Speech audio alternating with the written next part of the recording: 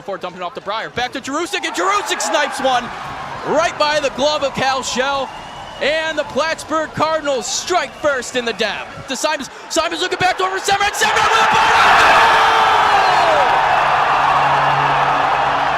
And now come the other way, Tyler Flack. And Flack shoots and he scores! He's going to skate around, looking backdoor. And they're able to get that one in. The backdoor goal for Ryan Butler. On what a pass from Ryan Hogg. Ryan cutting across the blue line, gets it at the top of the circle, and a shot! AJ Ryan starts at top right! But it finds Francis instead, and McQuaid's now coming down. McQuaid's got Rocco with a McQuaid shoots! He scores! Glove side!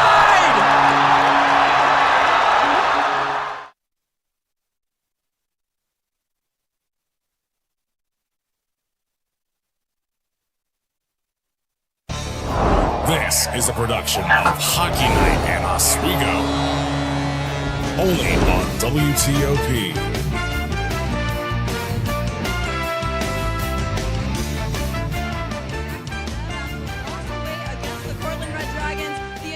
Hockey team are still seeing red as they face the SUNY Plattsburgh Cardinals once again on home ice to kick off the SUNYAC semifinals. Welcome to the pregame show. I'm your host, Kaylee Richmond, joined alongside by analysts Jolie Santiago and Alex Brooks on my left. Jolie and Alex, it's been 2 weeks since the men's hockey team have played in the Dev, and it's like I'm having deja vu right now, guys. The Lakers playing Plattsburgh, a team that they know very well. Welcome to the game, guys. How are we feeling? Oh, we're feeling great. We got to get the electric vibes up now.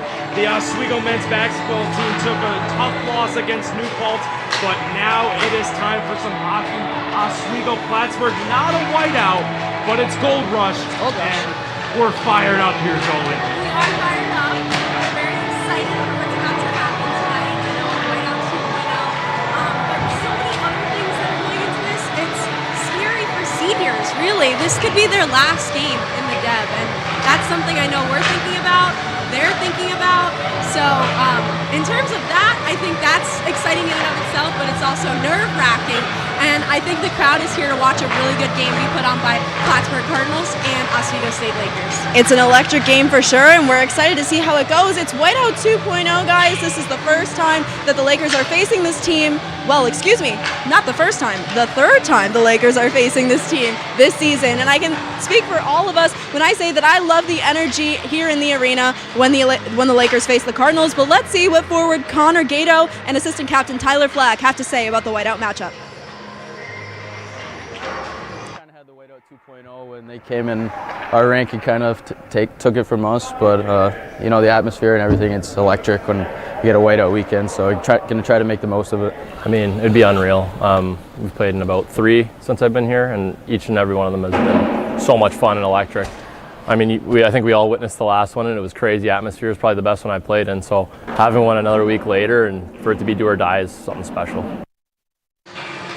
Well, I can agree with Flack and Gato here that the energy during a typical whiteout matchup is electric. I was able to be on sideline for the whiteout matchup, and I had the privilege to interview Quinn Wormuth and Drake Semrad, players on the team, and they both said the same thing. The energy was electric, and they're so grateful for the energy that the crowd brings every night. But Jolie and Alex, the question is, do you think the Laker faithful will pull through for tonight's game and sell at the arena? Well, I'm hoping so. I mean, we obviously just came off of the basketball game, but now, you know, this is not exactly whiteout, it's Gold Rush, but the Lakers fans need to come into attendance. They need to bring up the energy. This is the 5th whiteout game in 2 years. So that is insane. I mean, Oswego was able to get that final point, that final crucial point that they needed to go into overtime against Portland to end up being here right now. So Plattsburgh, they headed into overtime against Potsdam, and they were able to pull out that win. But I mean, you know, this is going to be a great game, and the Laker faithful, they better show up tonight. Right. Yeah, and definitely I think they will, because it's been statistically proven that Oswego does better when they have the fans behind them, and Absolutely. that's just part of it. So I think they'll come out tonight for them. For sure. Now let's take a step back from the Deborah F. Stanley Arena and take a look at the SUNYAC men's ice hockey bracket right now. As you can see, It is the semifinals today, but as you may notice, we did not play yesterday. Let's take a look at the team that the men's hockey team just played, SUNY Cortland. Now, SUNY Cortland played against SUNY Brockport on Wednesday. Now, Alex, the Lakers have faced the Red Dragons several times this season, but have not been able to get the win under their belt. Why do you think that is? Well, you look at those matchups. I mean, Plattsburgh able to get that 3-2 win against Potsdam, so they may be coming in with a little bit of rust, a little bit of tired, because they just played pretty much four periods, Jolie. And then you look at the Cortland-Brockport game. Cortland really showing up as the 4 seed against the 5 seed. That can be a tough matchup with Cortland and Brockport up 5-1. Yeah, and Potsdam, Plattsburgh, that game was pretty tight for comfort, for Plattsburgh at least. Potsdam's Perno was putting up saves like there was no tomorrow, and to just think that they were that close to really clinching, going to the next round, that's pretty insane for Potsdam to think about. And now Plattsburgh and Oswego are about to face off. But in terms of the Brockport and Cortland game, that was also something to really go into, but I know we'll get into that later. Yeah, for sure. Now, the Oswego-Plattsburgh matchup is not the only semifinal matchup that is happening this evening. After the Cortland Red Dragons beat the Brockport Golden Eagles in the first round, the Red Dragons are to face the number 1 seeded Geneseo Knights at their home ice tonight. Jolie, Geneseo is a team that is a well-oiled machine and a force to be reckoned with within the conference. What do you think Cortland will have to do to play to Geneseo's level? Yeah, Cortland has to put up those shots like they've done in the past. Nate Burke is on fire. He's at 14 goals this season. He's actually tied with his teammate Sutter Donegan. So this is really something where you have a strong type of a team where you can just go in and kill it. But with that being said, Geneseo is also really hard to go against. A well-oiled machine is very well said, Kaylee, because they just have a lot going for them. They're just in every category in the SUNYAC, they're top of it. So trying to get ahead of them is pretty insane. I will say that Cortland definitely has to step up their game tonight and seal the deal. Absolutely. Well, thank you, Jolie. Sorry to cut you off right there. Good. We're going to go to a break right now. Stay tuned for more pregame show after the break.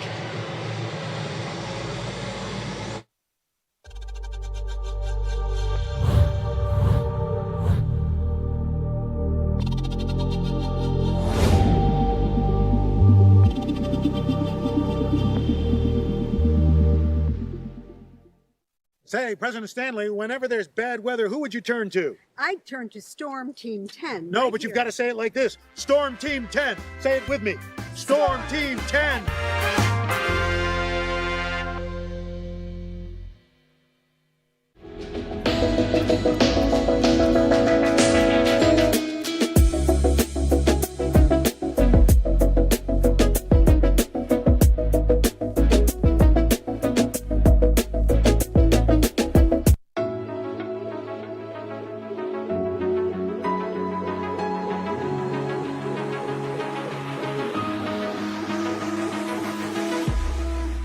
Roll it.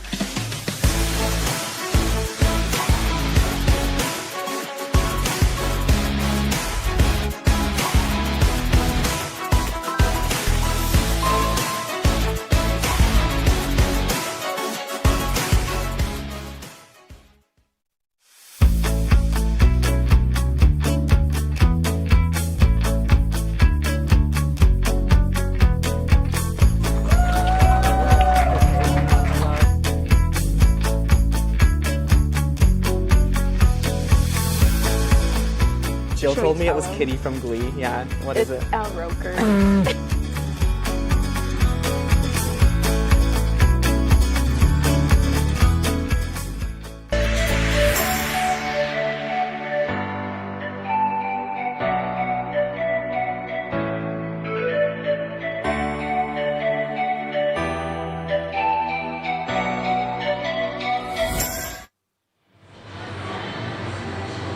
And welcome back to the SUNYAC semifinals as the Oswego State Lakers are about to face the Plattsburgh Cardinals here at SUNY Oswego. Welcome back to The Perch. I'm your host, Kaylee Richmond, joined alongside by Alex Brooks and Jolie Santiago. Now let's look more into the Oswego-Plattsburgh matchup at hand. This matchup is one that the Lakers have seen not once, not twice, but 3 times now. Alex, why don't you tell us more about the first time the Lakers and the Plattsburgh men's hockey team faced each other this season? Well, yeah, the first time that Oswego went into Plattsburgh, they won 5-3. As you look at the full screen, shots on goal for Plattsburgh up 42. But you look at those power plays, you look at those special teams.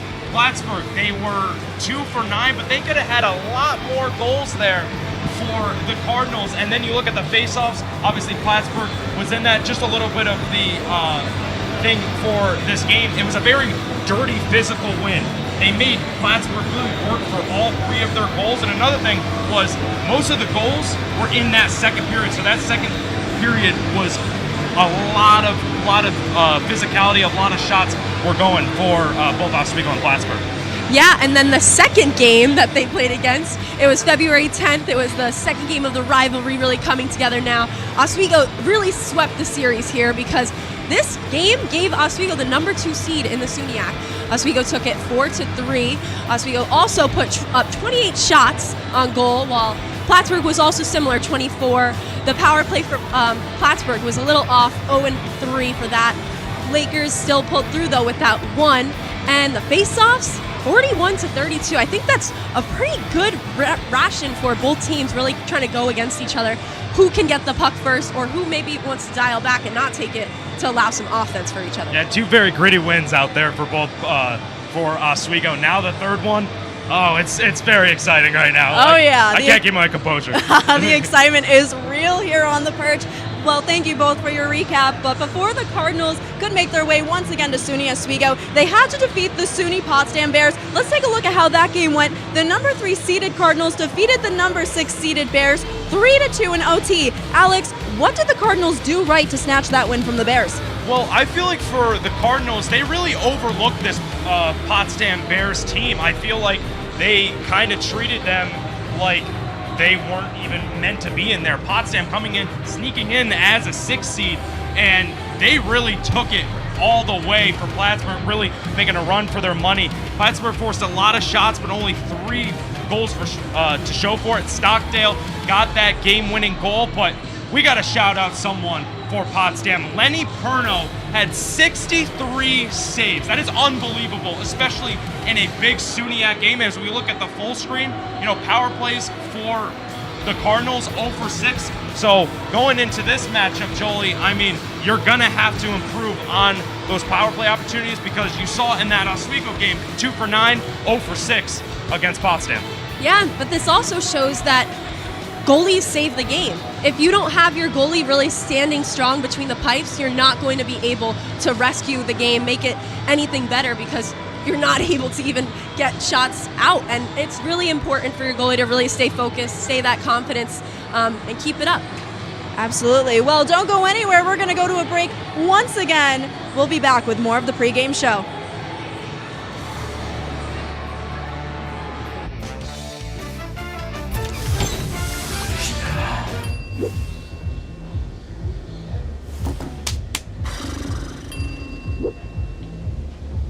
If you need to do something to feel okay to drive, you're not okay to drive. Don't drive buzzed.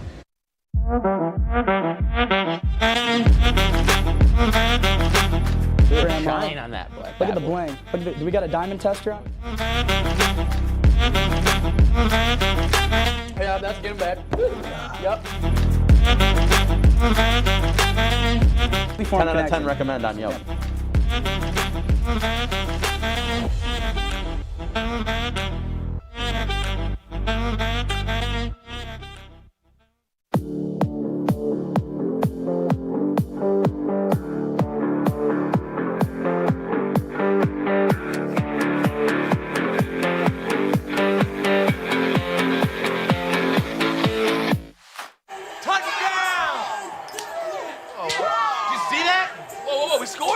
We're going to the playoffs. I can't believe I missed that. Every time I'm buzzed, I spend too much time on my phone. What? I should take your phone away. No. I'll call for a ride. Wait, why does my face look like that? I'm playing with these new face filters. Okay, you know what? Yep, that's mine. I'm gonna need that back. No. Kevin!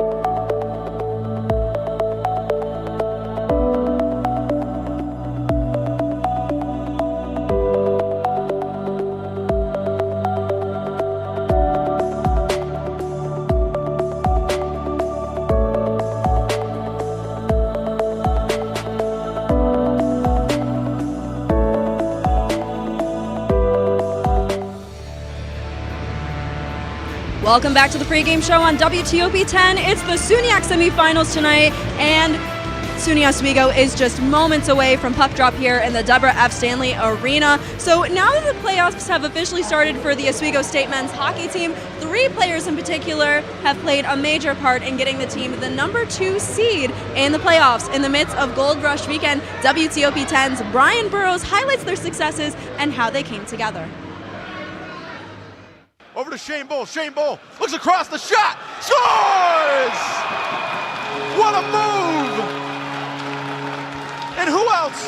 Bull to Flack. For the Oswego State men's hockey team, there's been one line doing a lot of damage this season. The first line of Connor Gatto, Shane Bull, and Tyler Flack. 2-on-1 for the Lakers. Flack gets it up front for Bull and make it 2. He scores! Shot for Gatto. He scores! Tyler Flack, Connor Gatto, one-timer! According to Coach Gosick, the line started coming together overseas. I think it was our first or second game in Italy. You know, Flacky started to come into his own, him and Shaner. Had something there. Gato provided some spark. The production from the line has been something none of them saw coming, and they attribute it to each other. You look at a guy like Tyler Flack, he's a very skilled hockey player, same with Gatto, and I think our chemistry all year has been on point. I mean, we've been saying it all year, we found something very special. 42 of the team's 93 goals have come off their sticks, and 61 assists. Production and chemistry like that isn't just built on the ice. I think just hanging out, on and off the ice. I think we just have a good relationship off the ice as well, and we like to have fun, and we're just a bunch of good guys. Those 2 guys are just the funniest guys ever, and I think it carries onto the bench where we're always having fun. This explosive line will be something to watch this weekend, and no matter the opponent, they all want to win. Brian Burrows, Oswego Now. Well, that was Brian Burrows on Oswego's first line, but let's take a closer look at those players. We have Tyler Flack, Shane Bull, and Connor Gatto with goals, assists, and goals scored on the ice. Jolie, what's standing out to you here? Yeah, there's so much standing out to me, but I have to say, Tyler Flack, Shane Bull, both top in SUNYAC points, goals, assists, and plus or minus. This is insane. These are great stats to really have for any player, so they're really topping it. All 3 are forwards. That's another important point, just really focusing on that first line, because a lot of teamwork comes from this. If you know the skills that you're working with your teammates, that's really what's going into this. So I think that also Shane Bull having those 21 goals, he knows where he needs to put the puck, where it's going to be, and he knows where to put it in the net. Yeah, and moving over to the other side of the ice with the Plattsburgh State Cardinals, I mean, you got Bennick Stockdale, you got Luke Jarosik and Tio Daddario. I mean, you look at all 3. As you mentioned, Jolie, there's a lot to see for Oswego. There's a lot to see for this Plattsburgh State Cardinals team. You obviously have Bennett Stockdale, who had that game-winning goal. He leads the team in points and shots and goals. Daddario is 3rd in goals on the team, and he's 2nd in plus-minus at plus 15. So, and also Jarosik is 2nd in shots. So all 3 of these players have been really impactful for the Cardinals, and it's shaping up as a good matchup. Right now, they are going to be heavily relied on, but right now they're in the second line. So that is something that we got to kind of look out for. Maybe it's just because they're coming off of that pretty much overtime victory against Potsdam. So we'll see how much they'll be relied on being in the second line, but I'm sure Coach Moffitt is going to throw them in there once they're ready, and they're going to be firing. For sure. Well, thank you both. Well, both teams have had a short time to prep for the semifinals, with Plattsburgh just coming off of a win on Wednesday, and Oswego not knowing who they were going to face until that matchup with Plattsburgh and Potsdam. So let's see what Coach Gosick had to say about prepping for a semifinals game on such a short notice. And our focus, quite frankly, up till today has been on ourselves, on how we play and things that we have to do, not necessarily what we have to do to try to shut down our opponent. Well, we just heard from Coach Gosick talking about prepping themselves more than prepping themselves on their opponents. What are your reactions to this statement, Joel? I have to say, I know for a fact these are two tired teams right here. Oh, for sure. Oswego has been playing since Italy. They've been here since July. Well, been in Italy, really. They were in Italy in July. And then they've been playing just games all the time. They're tired. I know that because Coach Gosick told me that in an interview. And I just have to relate to, like, the understanding of their mental health and their physical health. Like, they're drained, and we know Plattsburgh is as well, being so competitive. So this is really an important factor to take into this game. These are both two tired teams, but who's going to come out on top? Yeah, exactly. And Jolie, I mean, you mentioned that they're tired. They must have fatigue, but you know, the playoffs go on. The SUNYACs go on. They're going to have to play this game whether they're at 100% or not. So I feel like, you know, for Oswego, they're focusing on themselves. They're focusing on their technique, their schemes. They got to go into practice and know that, you know, whatever opponent they were facing, obviously now knowing that it's Plattsburgh, as Ed Gosick said, they want to focus on themselves. Then this last game of practice, they were able to focus on the opponent and seeing how they can do against Plattsburgh in Game 3 of this whiteout gold rush, whatever you call it. Oswego Plattsburgh, let's go. That's right. The playoffs do go on, whether they're tired or not, but who will be the top dog? We'll have to find out coming up after this break. Don't go anywhere.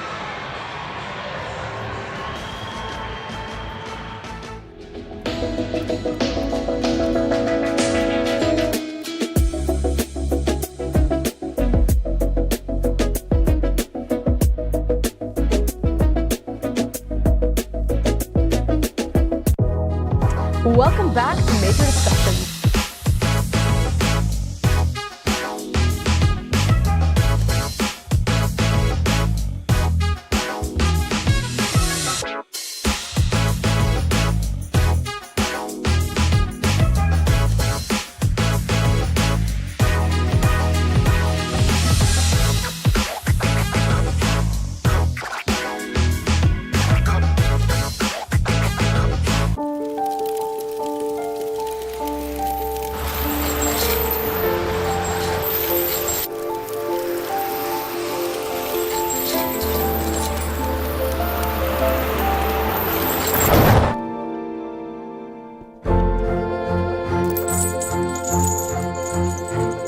Did you know dragging chains can spark a wildfire? Only you can prevent wildfires. When I was in foster care, I never knew when I would have to move, so I always had my suitcase ready to go. Then one day, I was adopted. My new parents opened their hearts and home to me. My parents cook my favorite breakfast for me every morning. My parents take me on trips I never thought I would go on. They gave me a home and an even better reason to use that suitcase. My parents aren't perfect, but they're perfect for me. Hey there, I'm Al Roker, class of 76. Yes, way back in 76. Back when the earth was cooling. You're watching WTOP.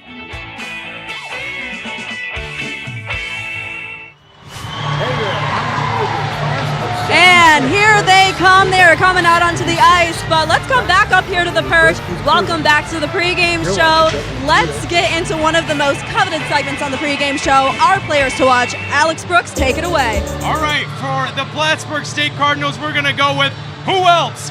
Bennett Stockdale. He scored the game-winning goal against Cortland. He had an all-SUNYAC first team. He has 26 games played, 19 goals, 5 power play goals, which leads the team. So for Bennett Stockdale, you got to see him tonight. He has major success against the Oswego Lakers. Yeah, Bennett Stockdale is awesome, but how about Ryan Butler?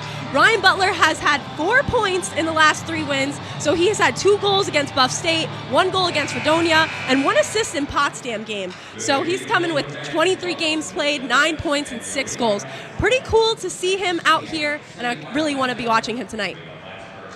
And what about Oswego? Yeah, for Oswego, I got A.J. Ryan. A.J. Ryan is not to be messed with. He had that go-ahead goal when they were playing Plattsburgh for the whiteout 1.0, should I say, and it really extended Oswego's lead. So this is really somebody that's out here, and also a senior. Gotta shout out the seniors tonight. This could be their last game. Yeah, it could be their last name. Shouting out another senior, the back-to-back Tyler Flack attack out here for Oswego. That is going to be my player to watch. He earned SUNYAC all first team honors, and he has 16 goals, 23 assists on the season. You can watch out for him for tonight. Absolutely. All right, really quickly, how do we think the score is going to end up tonight? Brooks, how about you? Well, as Patrick Mahomes said before the Super Bowl, I will be the villain if you let me to be, and I'll be the villain tonight. 3-2 Plattsburgh State. All right, Jolie. Interesting take. I'm going to go with 2-1 Oswego. The reason I say this, Oswego's got the Laker faithful behind them. Yeah, well, I'm taking the high road here, and I'm going to go 5-2. Right. But that's going to do it for us here on The Purge. I'm Kaylee Richmond, Alex Brooks, Jolie Santiago. Let's send it over to the Steve Levy press box with Kenny Gerard and Kyle Spizak. Guys? Thanks, Kaylee. As we are ticking closer and closer to puck drop, I'm Kyle Spizak alongside Kenny Gerard. And Kenny, a complete rematch of what we saw here just 2 weeks ago. Another rematch in the dead between the Plattsburgh State Cardinals and the Oswego State Lakers.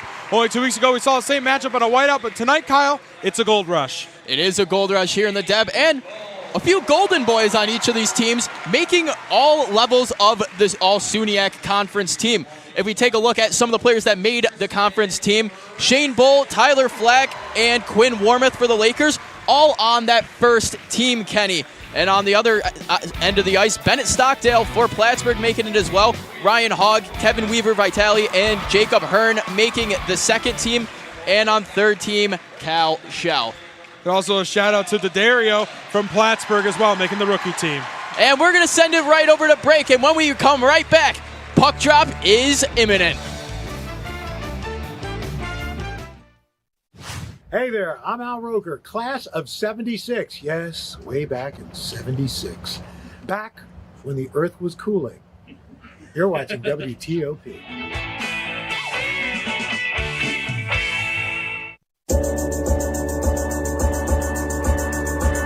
The Kinda Late Show with Chloe and Anna.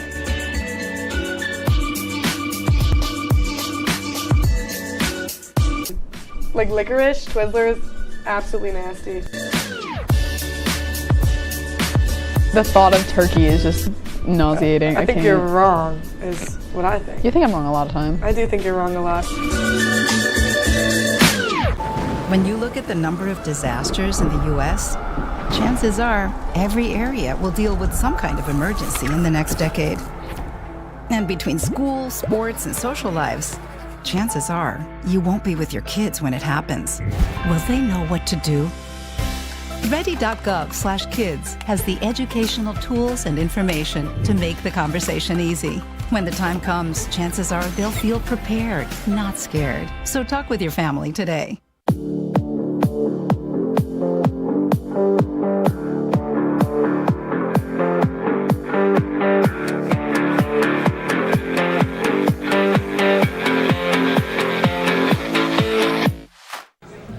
Put the keys down, Kevin. But I'm gonna drive home. There are several warning signs present that you shouldn't be driving. I guess I have really been looking for love in this dating app. Yep, I'm definitely gonna call a ride home.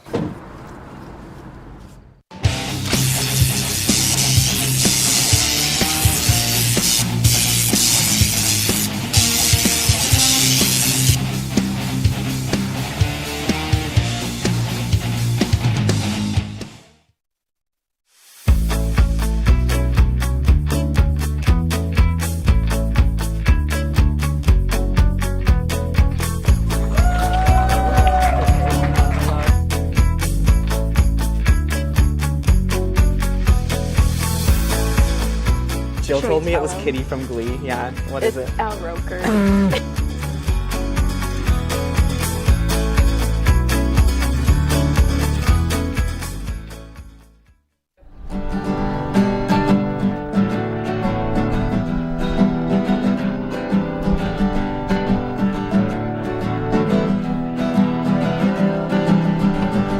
We're here for you, we're here for you. This is your channel too. With sports and news and what to do, we're here for you. It's your TV, you're watching WTOP. Your TV, thanks for watching WTOP.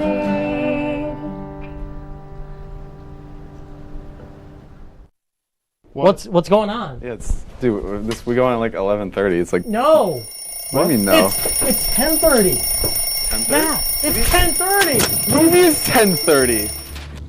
Hey, don't touch that. That's my ladder. Hey, man. Whoa. You know this book was already discounted 10%? Wow. Wow. Get a close up of that one. Matthew, Broadcast news. look at that. Can we go back inside? I want to sleep in the studio again.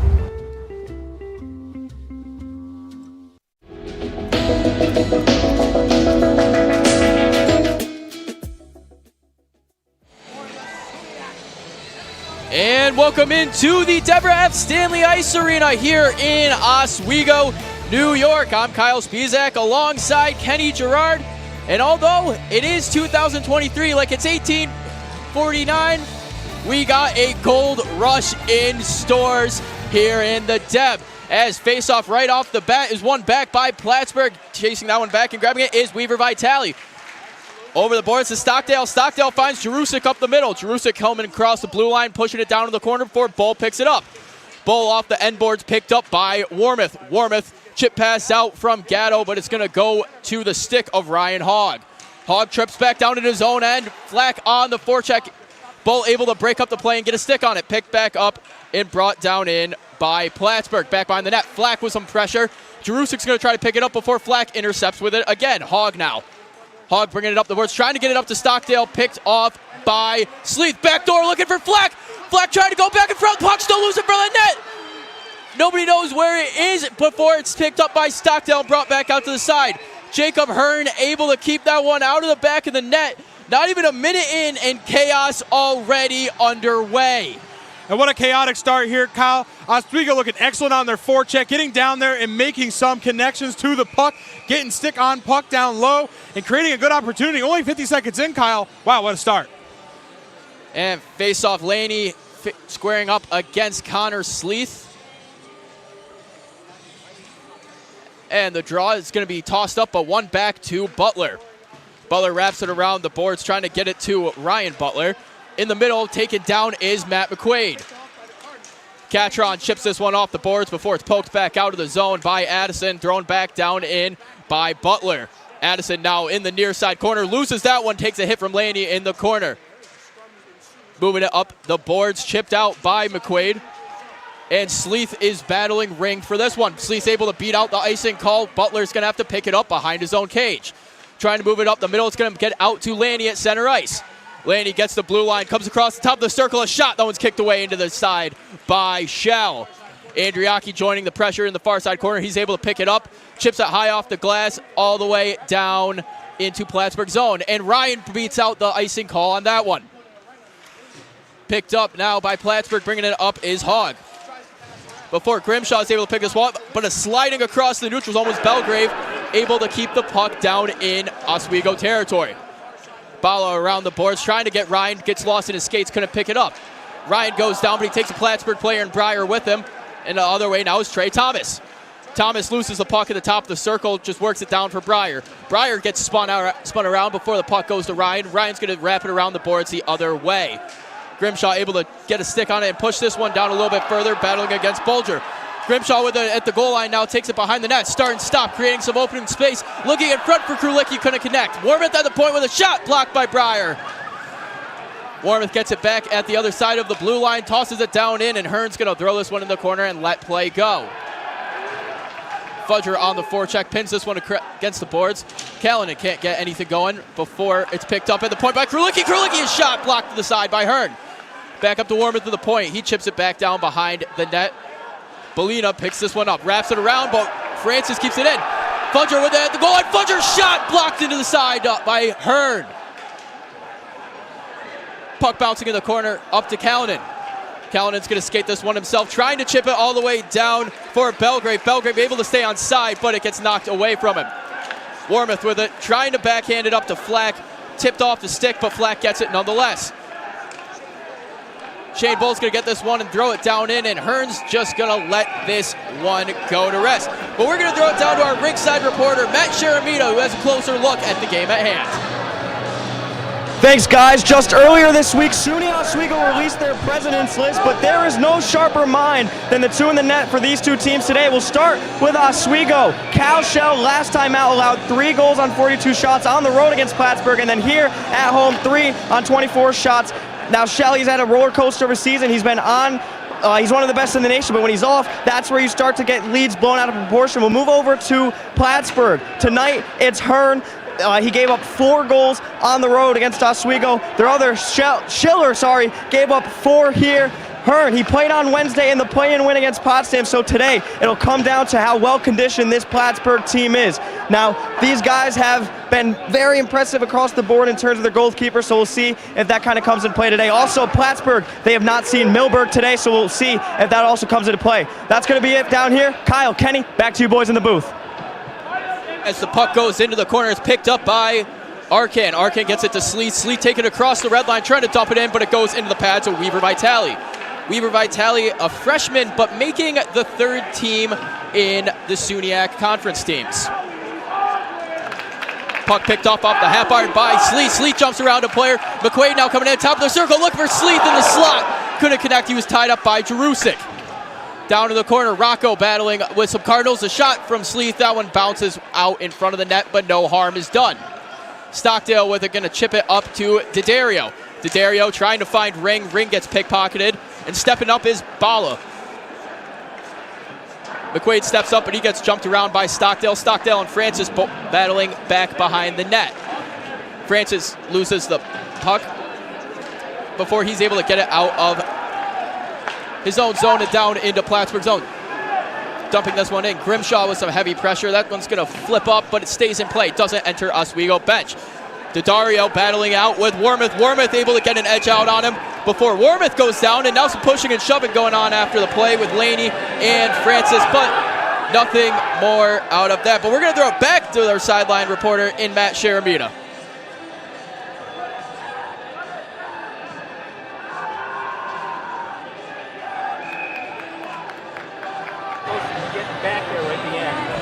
Thanks, guys. Let's talk some history here. We'll take it all the way back to 1849. The Great Gold Rush of San Francisco will now move November 13th, 1976, the first time these two teams ever faced off. Fast forward to today, we have another Great Gold Rush of the wheelhouse, Oswego State hosting the Cardinals. Now, we got a statement from Coach Moffitt, and he said that he was very excited for this opportunity to play the Lakers in the semifinals. He said that these games are always very intense, and he believes that Oswego is a formidable opponent and a really difficult one at that as well. He also says that this team will have to have great puck management and capitalize on every opportunity that they get today. Kyle, Kenny, thank you. Take it away and up in the booth. Thanks, Matt, as Weaver Vitale picks this one up, moves it up the center of the ice to Catron. Catron's going to chip it off the boards and go in and get his own entry. Semrad's going to pick it up in the corner, works it up to Krulik. He was able to get a stick on it and at least get it out of the zone. Back behind the net, Addison picks it up. Changes direction, moves it up to Fudger.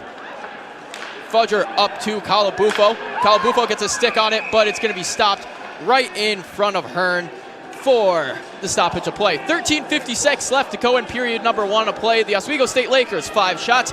Plattsburgh State Cardinals, 3 shots. And Kenny, one of the things that's really to be kept an eye on in this game is the fact that Plattsburgh did play against Potsdam on Wednesday, but not only did they played an extra 15 minutes in the overtime period. How big of an effect does that have on really the momentum and the conditioning of the Cardinals? Well, you get 3 3/4 of hockey. That's plenty of hockey only on Wednesday, with Hearn also in net, not going the way of Schiller. Yeah, it's going to take a toll on them. I mean, they look pretty good so far. They're quick on the ice, but we're seeing a lot of time spent in the Plattsburgh zone. Oswego tends to be on offense a lot more. The forecheck is looking excellent, while Plattsburgh on the backhand is not really doing too well. Their back check is looking slow, but they're not getting around the ice as well. They're struggling to get much more than shutting down the passing lanes. If you've seen here, they're poking the puck away from the passes, but really, besides poking away on passes, not doing much defensively, Kyle. And if we take a look at the last couple of games for both teams, Plattsburgh a little bit rocky. An overtime win against Potsdam on Wednesday, 3-2 in Plattsburgh. But before that, to close off their regular season, Kenny, in Fredonia, they only win by a score of 2-1, but Fredonia takes them into overtime as well. That's back-to-back OT games for Plattsburgh. Not a time that you want to start to see your team slipping up. No, definitely not. I mean, a team that didn't even make the playoffs almost pushed them out of that 3 seed. A big game for Plattsburgh. They kind of just really didn't look like themselves out there, Kyle. 2-1 in overtime to Fredonia, followed by a 3-2 game against Potsdam in overtime. Not the Plattsburgh Cardinals we were used to seeing all year, currently ranked number 6 in the USCHO poll.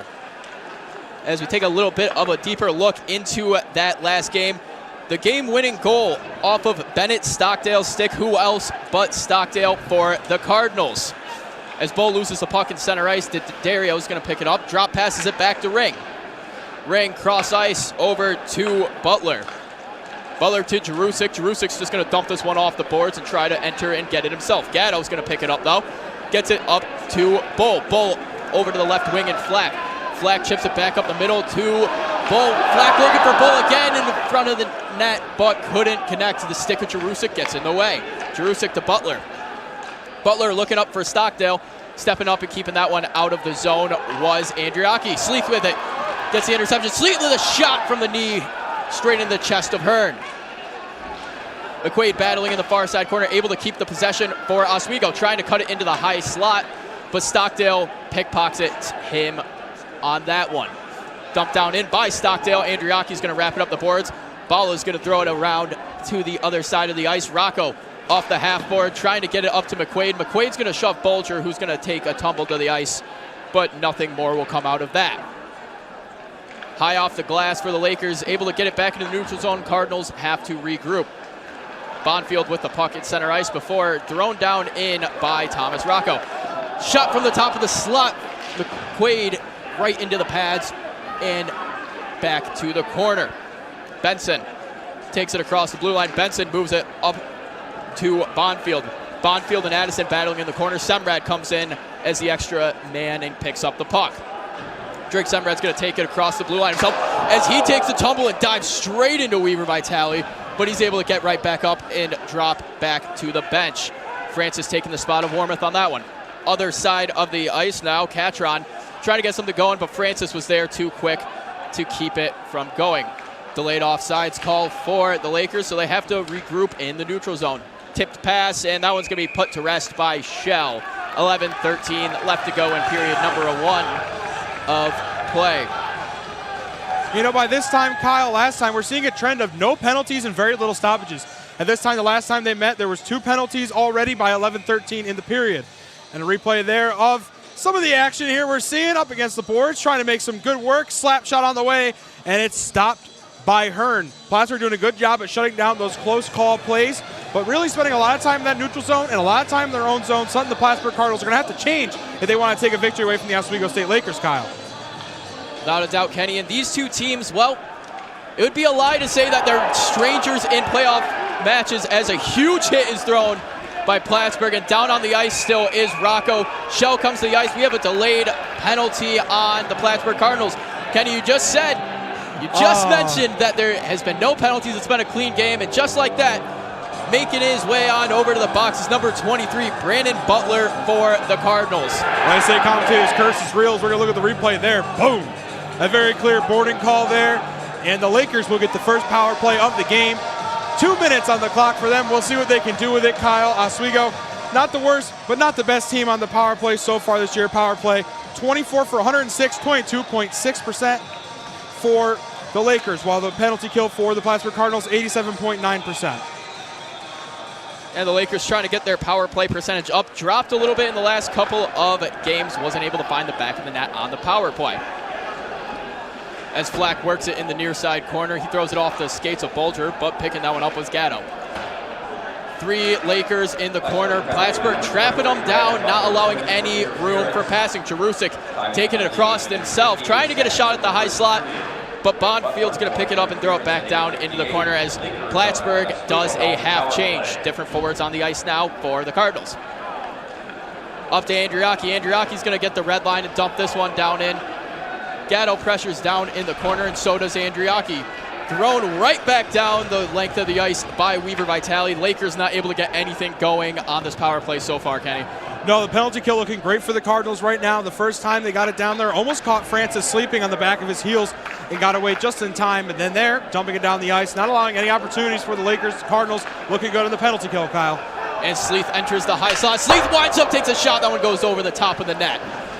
Simons with it, battling down in the corner. A lost glove on Plattsburgh or Oswego. Can't really tell with the far out view, but it was a shot from Sleeth in front and tipped by Simons.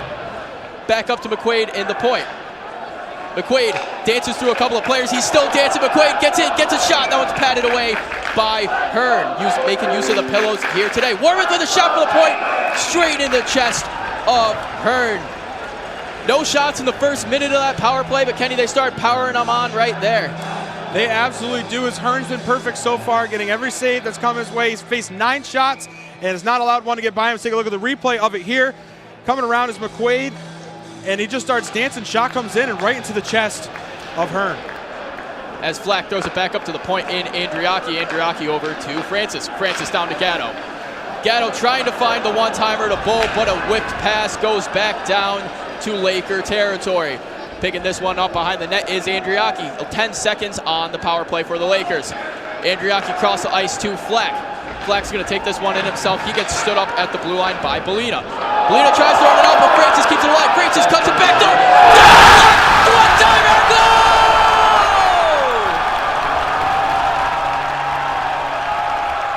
Tyler Flack top shelf off the feed from Tristan Francis.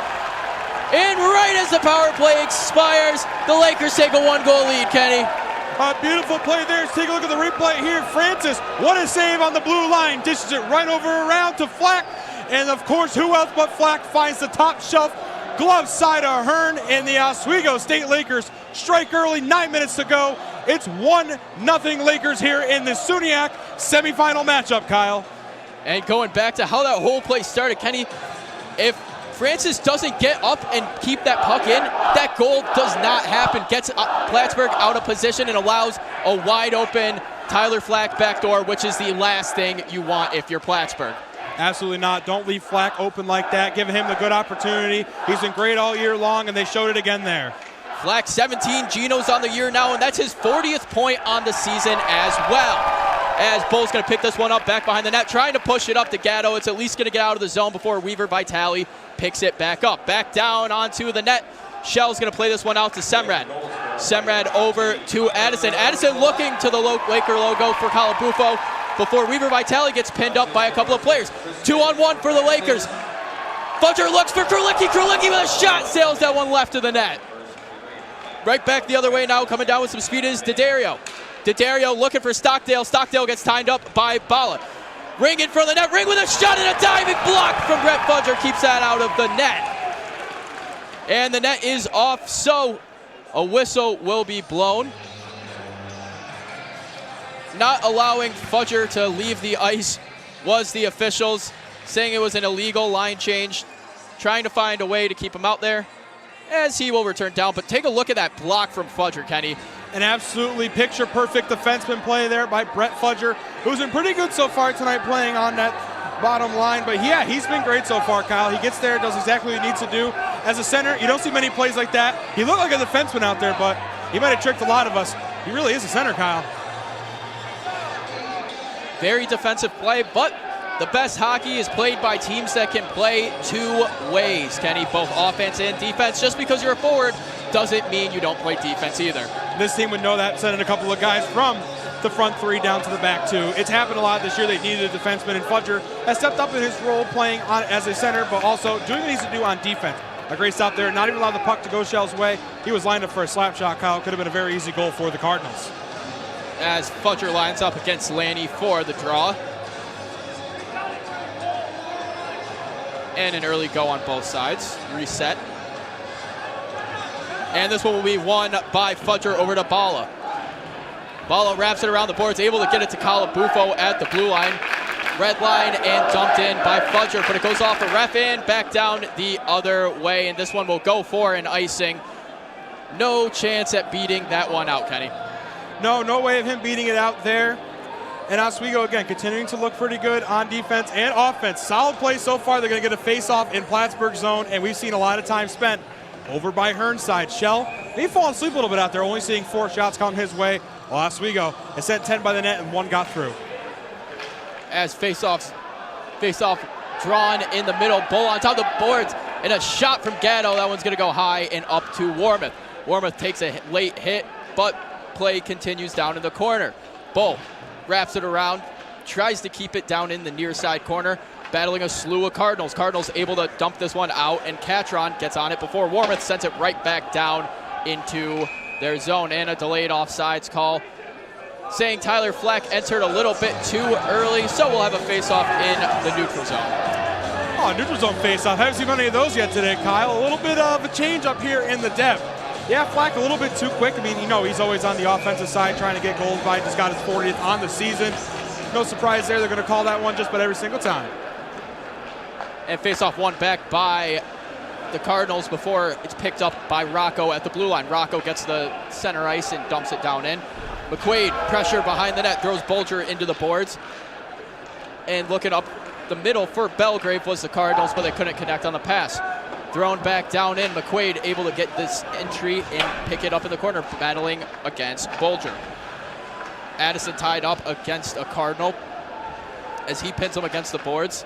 Breyer not able to get any movement, puck pinned on the half boards as it finally shoots out. Semrad picks it up at center ice. Semrad just dumps this one down in. Lakers elect to get a line change. Joining the ice, Simons, Ryan, and Bala. Simons keeps this one in at the blue line, wraps it back down behind the boards. Ryan goes down to forecheck in the near side corner. And a huge hit from Simons. He throws a high hit on Thomas. Bulger trying to chip it up the boards, but heavy forecheck from Ryan keeps it going. Grimshaw looking down for Simons. He gets tied up in front of the net by Belina, but it goes back out to the point again. Bala keeps it in. Up to Ryan. Ryan trying to throw it across the ice to Andriaki, but it goes into the shin pads of Belgrave and lost in the neutral zone before Ryan brings it back down himself again. Top of the circle. Ryan takes a shot. That one's blocked off the stick of Belina. Ryan gets his rebound behind the net, gets it to Andriaki, the point, and a huge block from Jerusik off the shot from Andriaki. Jerusik chips it right up to Breyer. Breyer looking across the ice for Stockdale. Stockdale start and stop, gets the neutral zone, and slap shots one from center ice down to Shell. Easy catch like he's a catcher, catching for his pitcher. He absolutely is. And Kyle, something I've noticed so far in this game, Plattsburgh with very few shots. None of their first or second line forwards have had a shot on net yet, including their main man, Bennett Stockdale. And very similar to the last time these two played here in the depth just 2 weeks ago, as Stockdale finally gets a shot off there, Kenny. But in that first period of play last time they met here, Stockdale not one shot in the first period. Hogg keeps this one in at the blue line, throws it back down behind the net, picked up by Francis. Francis high off the glass, trying to get it to Calabufo. Calabufo gets tied up by a Cardinal, but Weaver Vitale's gonna pick it up before it crosses the red line. Stockdale with a escape turn, gets it over to Weaver Vitale. Weaver Vitale back up the boards to Stockdale, the far side wing. Stockdale dropping it down in. He tries to just throw one on net as he takes a huge hit behind the net from Francis, a delayed penalty on Francis. And the Lakers will find themselves down a man now for the next 2 minutes as Francis will go to the box. Yeah, a pretty clear-cut boarding call there coming against the Lakers. And, of course, I'm never going to be convinced commentators' curse isn't real. The second I say Bennett Stockdale doesn't get a shot, he finally shoots his first one in. It is the best that Plattsburgh has looked on defense all day long. Their back check finally starting to work a little bit, including the forecheck as well. Plattsburgh now spending time in Oswego zone. Look at the replay of it here. Dancing around a little bit, and Francis in the back will just board him, and it's a clear-cut penalty, Kyle. There's no doubt about it. And, Kenny, one of the things to note about the Cardinals, in their last 3 games, their power play percentage has dropped 3% since the last time they played the Lakers as they ping one off the post. There, still lost in front of the net. Jerusik with it, throws it in front of the net, still lost. Breyer trying to get a second chance opportunity. Bull's able to push it in the corner. Jerusik battling with Bull as it pops out to Bull. He's able to send this one all the way down the ice. Lakers elect to get a change. Bull and Flack leave the ice. Sleeth and Rocco join. McQuaid and Warmoth back on defense for this one. McQuaid not a defenseman, but joining the D for this penalty kill. D'Addario's going to drop this one off for Ryan Hogg. Hogg drops it off for Lanny. Lanny back up to D'Addario. Lanny chases it into the corner, tries wrapping it around up the ring, but McQuaid's able to push it out of the zone first. Plattsburgh regroups in the neutral zone. Ring not able to collect that pass, so he has to work it back down to Bulger again. Lanny at the blue line, tied up by Warmouth couldn't enter. Cross ice past a Ring. Ring not able to keep that one in either, as Sleeth evades a couple of defenders and then tries to throw it down lane. He catches it though. Ring on the far side wing now. He has Stockdale with him. Looking back door for Ring. D'Addario couldn't connect on the pass. Lakers shut that one down. Loose puck behind the net. Warmouth battling with Stockdale for it. And it's going to trickle out to center ice. 24 seconds left on the kill for the Lakers. Bolger with it. Works it across to the far side wing in Ring. Back to Bolger. Bolger works it to Lanny. Lanny drops it back to Ring. Back down to Lanny. Lanny battling in the corner with Warmouth. Trying to throw it up to his point man, but Bolger wasn't there, so it goes all the way back down to the neutral zone. And the penalty will be killed off by the Lakers. Warmouth picks it up behind the net, chips it high off the glass. Gatto's going to try to push it out of the zone as Bull joins with him. Bull able to push off a defender enough where Gatto's can get it to center ice, back over to Bull. Bouncing puck, nobody can collect it, so it gets pushed further and further down to Cardinal zone. Hogg moving it up the boards to Butler. Butler chips it in as Catron is forechecking on that one. Semrad's going to pick it up the other way. Grimshaw back to Semrad. Semrad on the far side wing, trying to drop it to the slot for Simons, and a 2-on-1 for the Cardinals. Benson has a 2-on-1. He looks in front, but it's saved by Shell. Butler battling with Simons down in the corner. As Benson, great opportunity shut down by the Laker defense. A.J. Ryan gets the red line and dumps this one down in. Grimshaw goes to work in the corner. Weaver Vitale up to Benson. Benson hard off the glass up to Krulicki. Krulicki's able to bat this one down and turn it the other way. Calabufo chips it into the zone. As Hogg can't get that one, Krulicki pushes it further. Grimshaw trying to move it in front of the net. A loose puck in front of the net, still loose. Hearns in his net, but going the other way was Plattsburgh before it's called off. Hearns' helmet is off, so a stoppage of play is enforced. The big tight play up against the net. Plenty of players in the blue there hanging out with Hearn, maybe a little bit too close.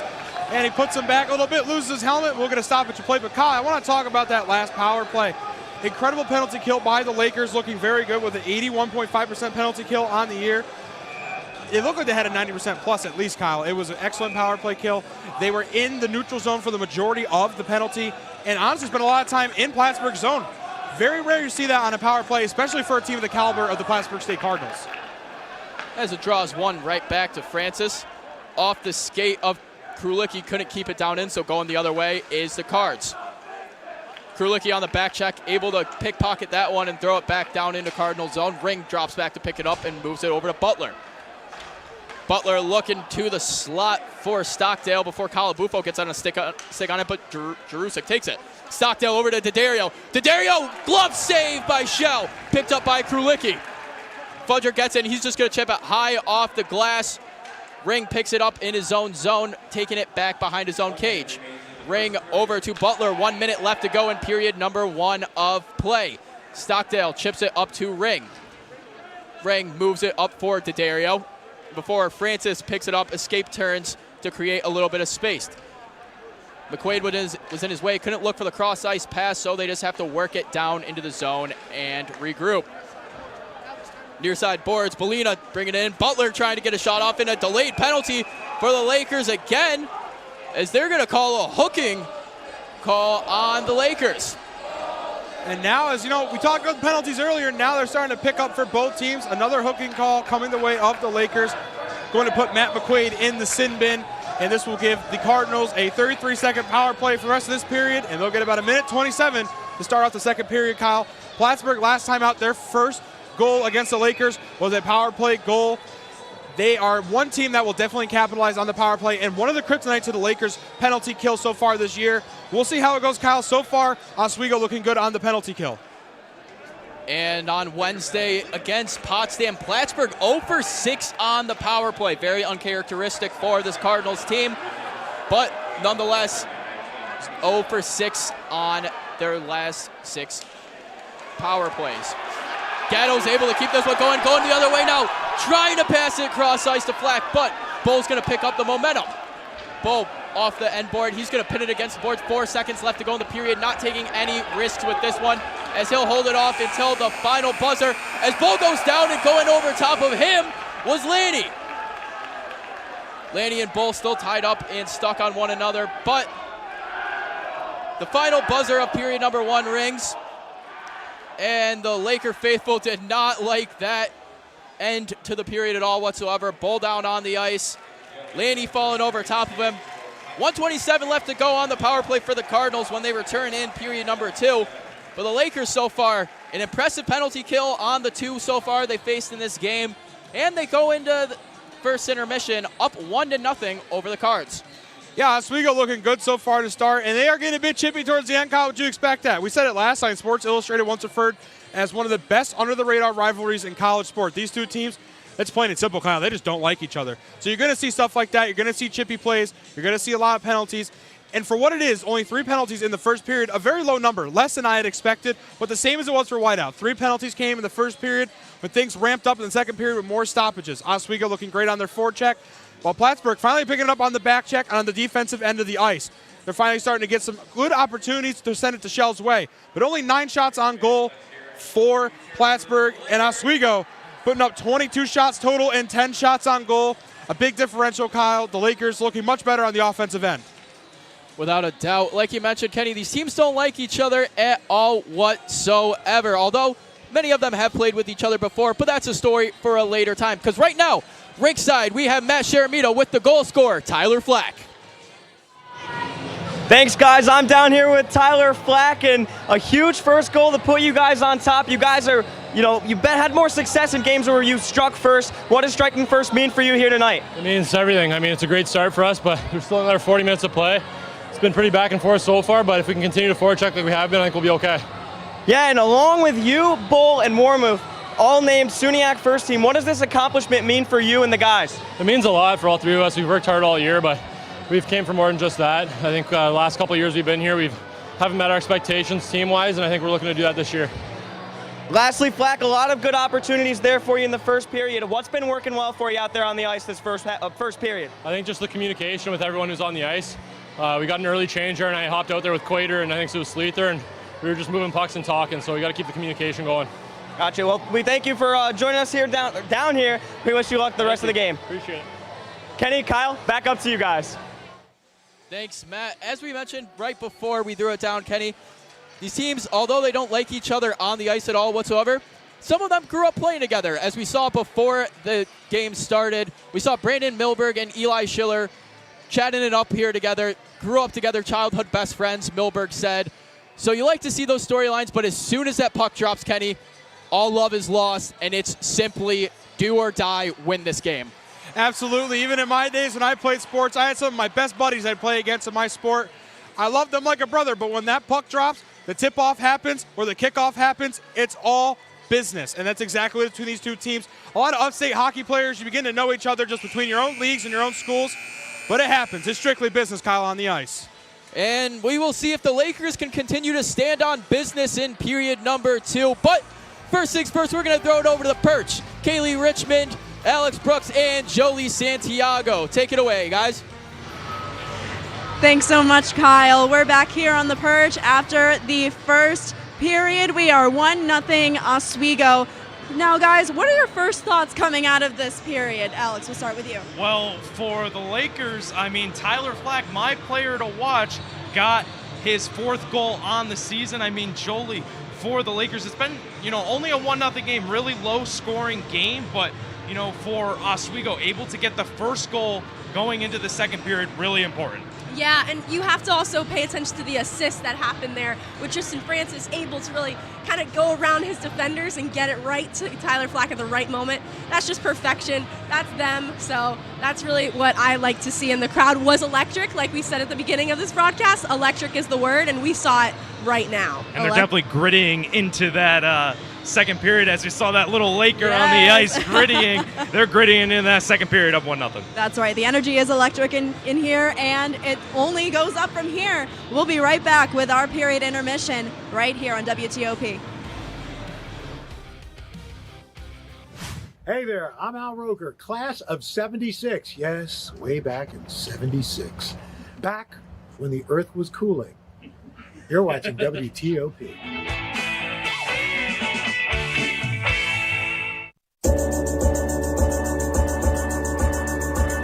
The Kinda Late Show with Chloe and Anna.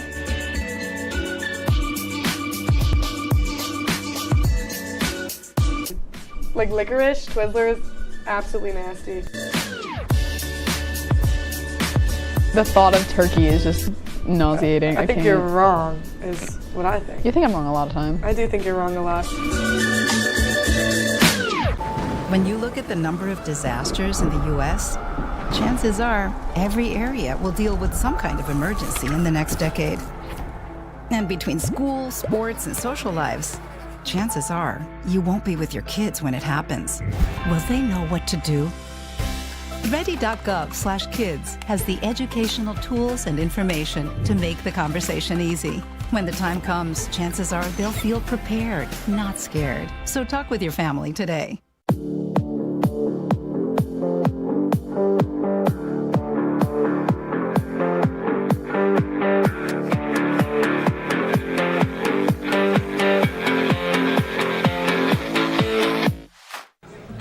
Put the keys down, Kevin. But I'm gonna drive home. There are several warning signs present that you shouldn't be driving. I guess I have really been looking for love in this dating app. Yep, I'm definitely gonna call a ride home.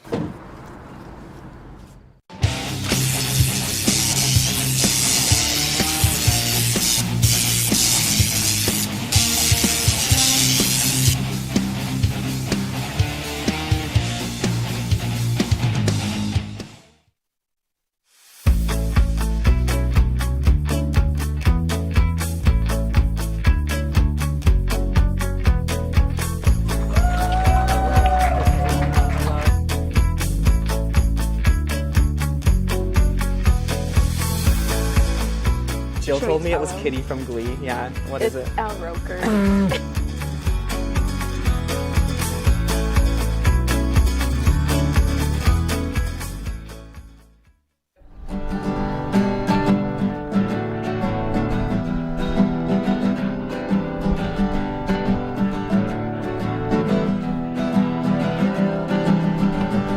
We're here for you, we're here for you. This is your channel 2. With sports and news and what to do, we're here for you. It's your TV, you're watching WTLP. Your TV, thanks for watching WTLP.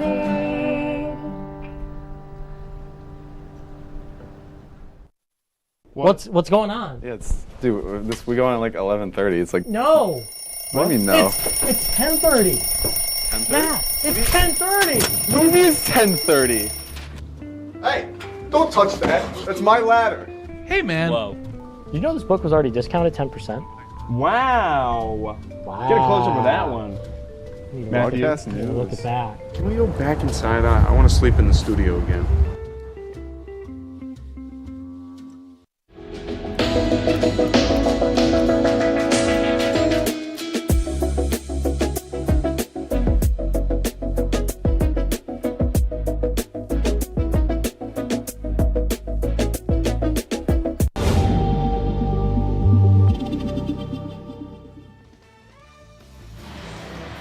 Oswego is up 1-0 in the SUNYAC semifinals right here in SUNY Oswego. Welcome to the period intermission, our first one of the night. I'm your host, Kaylee Richmond, joined alongside by Alex Brooks and Jolie Santiago. Guys, what a first period. I mean, the team is up 1-0. How are we feeling? Well, we're feeling really good, and there's some bad blood in between both for Oswego and Plattsburgh right now. I mean, we take a look at these highlights from the first period. I mean, you know, not a lot, Jolie. I mean, obviously you have that Tyler Flack goal, but it's just been much more of a stalemate between both of these teams. It feels like, you know, the Lakers are getting a little bit momentum, but you obviously see that Plattsburgh is on the power play going into the second period, something we'll look out for coming up. Yeah, both teams are playing really well, but you can tell Oswego is taking over. They definitely have more possession in their area, and it's showing in the audience and at least the fans. They're really into it. But right now we have Plattsburgh with 7 shots on goal, Lakers with 10 shots on goal. No power plays that have really been successful, but the face-offs are evenly stacked, 11-10 there as well. So two teams, again, really a tough matchup for both of them. It's gonna be a tight game. That's why, that score prediction for me was 2-1. Yeah. Well, let's go back a step to the Flack goal. Now, electric seems to be the theme here tonight, and let me tell you, the crowd went wild when Flack scored that goal. What were your guys' reactions? Yeah, I mean, we talk about the roar of the crowd. I mean, the depth awoke here in the Deborah F. Stanley Arena. I mean, Flack looking on that goal, just gets a rebound shot just past Hearn, and it was something really to see for Oswego. And I mean, that was really important for the Lakers to get up 1-0. Something that they've done in their games against Plattsburgh, now doing the same thing now here up 1-0. Yeah, they were really able to just seal the deal there. Like finding that top shelf, that's incredible. That was a great pass, but just an even better shot. And Hearn just didn't see it coming there. Absolutely. Now, let's go to the opponent's side now. The second line, Stockdale, Drosik, and Daddario are not really doing anything, Alex. Yeah, I mean, it's a little surprising coming out here in this first period. You're not seeing much from this first line. I mean, you only see Bennick Stockdale. He's had 2 shots. And, I mean, you can kind of see that all 3 of these guys, they're going to be relied on in this game, as we mentioned in the pregame show. I mean, they are too valuable to this team. They may not be doing much going into this first period, but there's still 2 periods left to play. I'm sure that Bennick Stockdale, Jarosik, and Daddario, are going to make an impact on this game soon. I could see that as well. Sometimes you just need that pressure on you. That's how players are. You need that pressure to really settle in. I'm sure coach is in the locker room telling them everything that they need to know going into the second period. Yeah. For sure. And staying with the opponent, Adam Hearn, the goaltender for the night, Jolie, he's been racking up saves, but not as much as Cal Shell. What do you have to say? No, not at all. Hearn is able to see those plays coming at him. He makes the saves. He's definitely been in the mix for a lot of them. He even hit the back of the net a couple of times. Really, he's being tested tonight. You know that for a fact. But the 9 saves, I think, is really a testament to him getting the shots on him, but still being able to protect his net. It is 1-0. Anything can happen for the rest of the game, so we'll see. Yeah, sure. Hearn's got a lot of momentum right now against Oswego. After that Flack goal, he was shutting down this Lakers offense. They couldn't really get much momentum, so we'll just have to see in the second period. Absolutely. Well, let's take a step back here from the Deb and take a look at an update between Cortland and Geneseo. What are some reactions we have there? It's scoreless right now, guys. Yeah, only 1 goal here in the SUNYAC semifinals after 1, so, a little surprising, but also we know that Cortland and Geneseo, that is a big matchup. 10 shots to 12 of Geneseo, nothing with a power play. And you look at those face-offs, Jolie, 14-11, really physical. Absolutely. Well, Jolie, I'm going to have to cut you off. We have to go right to a break, but don't go anywhere. We'll be back with Kenny and Kyle in the Steve Levy press box. This is WTOP 10 Sports.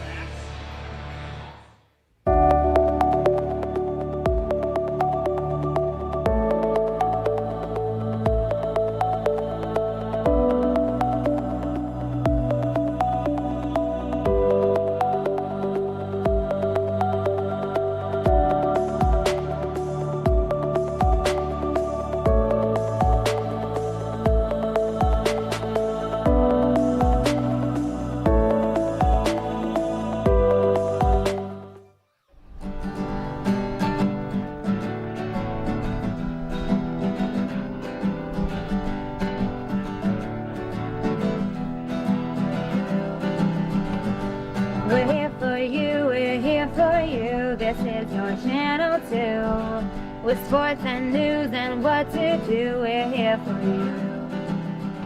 It's your TV, you're watching WTOP. Your TV, thanks for watching WTOP.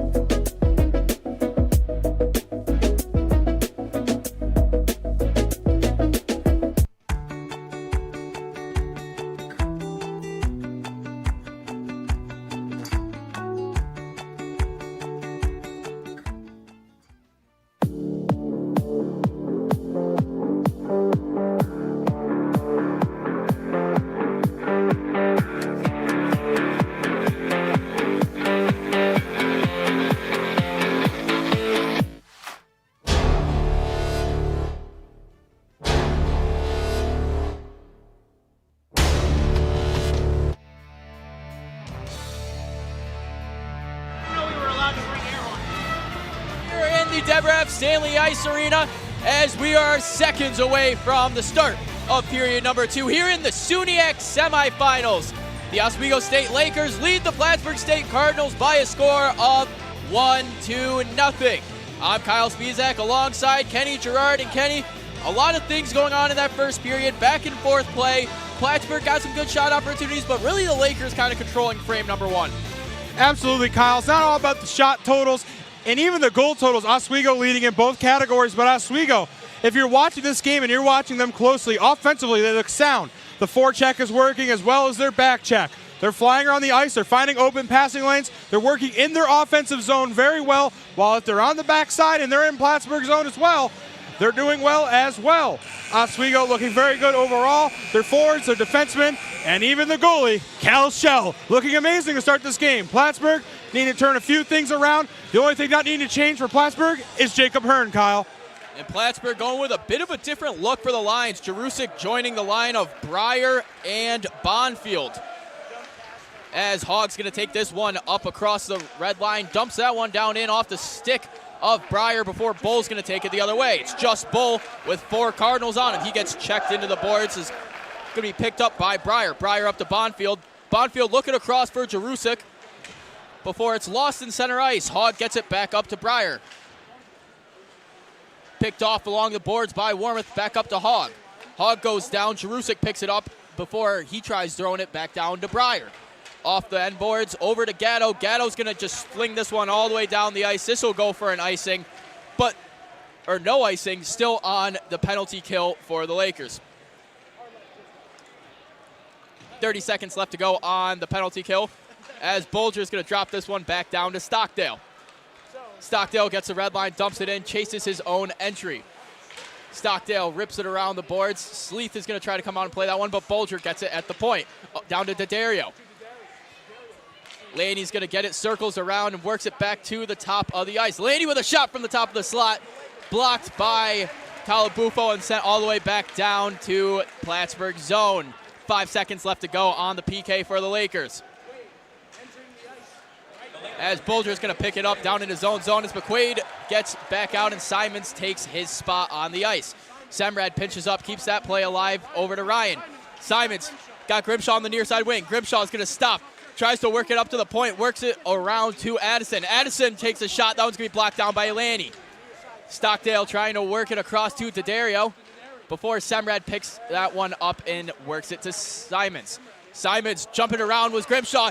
2-on-1 for the Lakers. Grimshaw trying to work it to Simons, and the puck still loose on the side. His second chance opportunity for Ryan as he gets pinned to the board. Stockdale bounces that one off the half boards as Addison throws a hit to break up that play, and icing will be called for the Lakers, going all the way back down to Plattsburgh zone. But Hearn there, that second chance opportunity. He lost the puck, and coming down in for the second chance rebound was A.J. Ryan. Almost gets that one in, Kenny. When you got a guy like Hearn in net with a 92.8% save percentage on the year, you're going to get results like that, Kyle. Oswego did a good job on the penalty kill. And Kyle, it is tough to come into a period and already have a minute and 30 power play going against your team. Oswego doing a good job of recovering, while Plattsburgh now finally starting to put some pressure on the Lakers. Balla with a shot, tipped in front by Bull, but that one's going to be shut down by Hearn. And that now makes Plattsburgh 0 for 8 on their last 8 power plays, Kenny. Very, very uncharacteristic for the Cardinals. It definitely is. Plattsburgh has lived and died all season long on their power play. It has been a huge thing for them. And seeing them go 0-8 in their last 2 games on the power play so far, very uncharacteristic indeed, Kyle. As Andriaki with a huge pinch there keeps the puck out of their own zone, standing up at the blue line.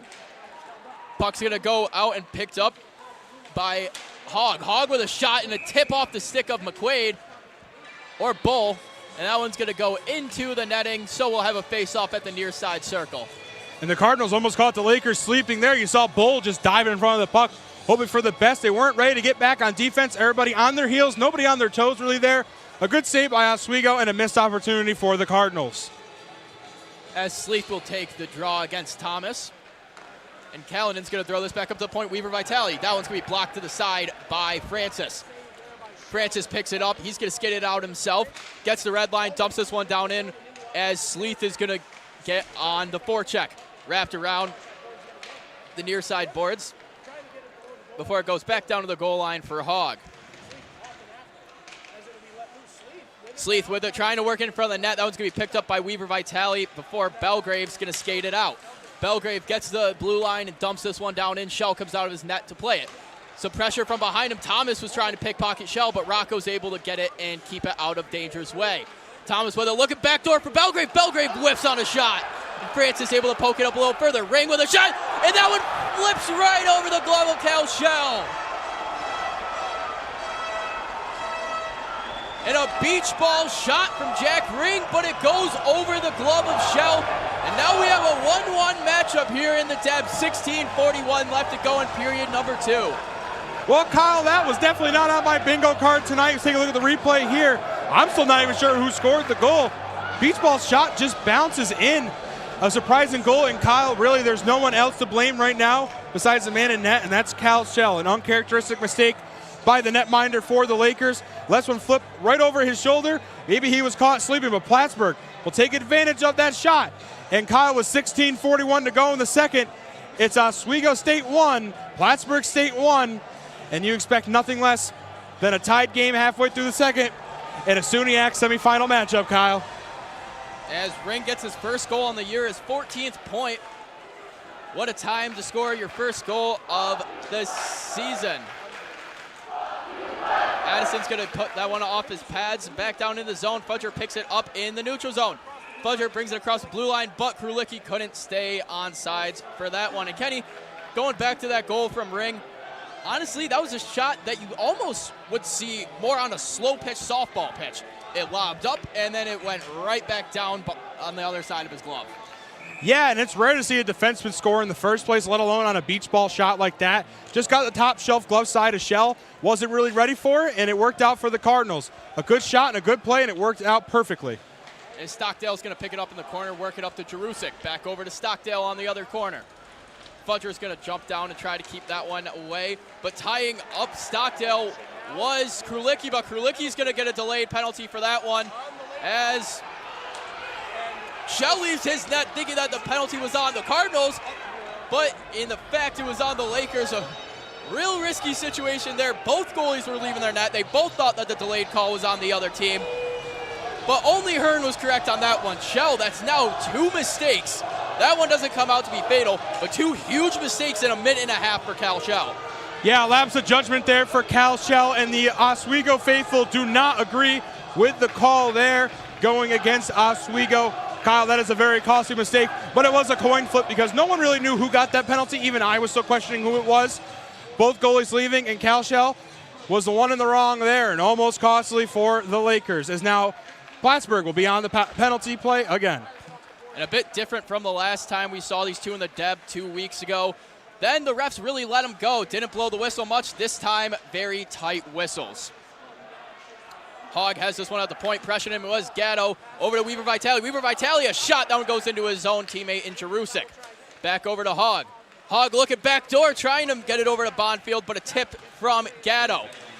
Gets it up to Bull. Bull's going to chip this one down in and go on his own after taking a hit from Weaver Vitale. Flack throws a hit against Hogg as McQuaid pinches down to keep this one alive. McQuaid throws it off the skates of Hogg as he's going to work it back down to Weaver Vitale.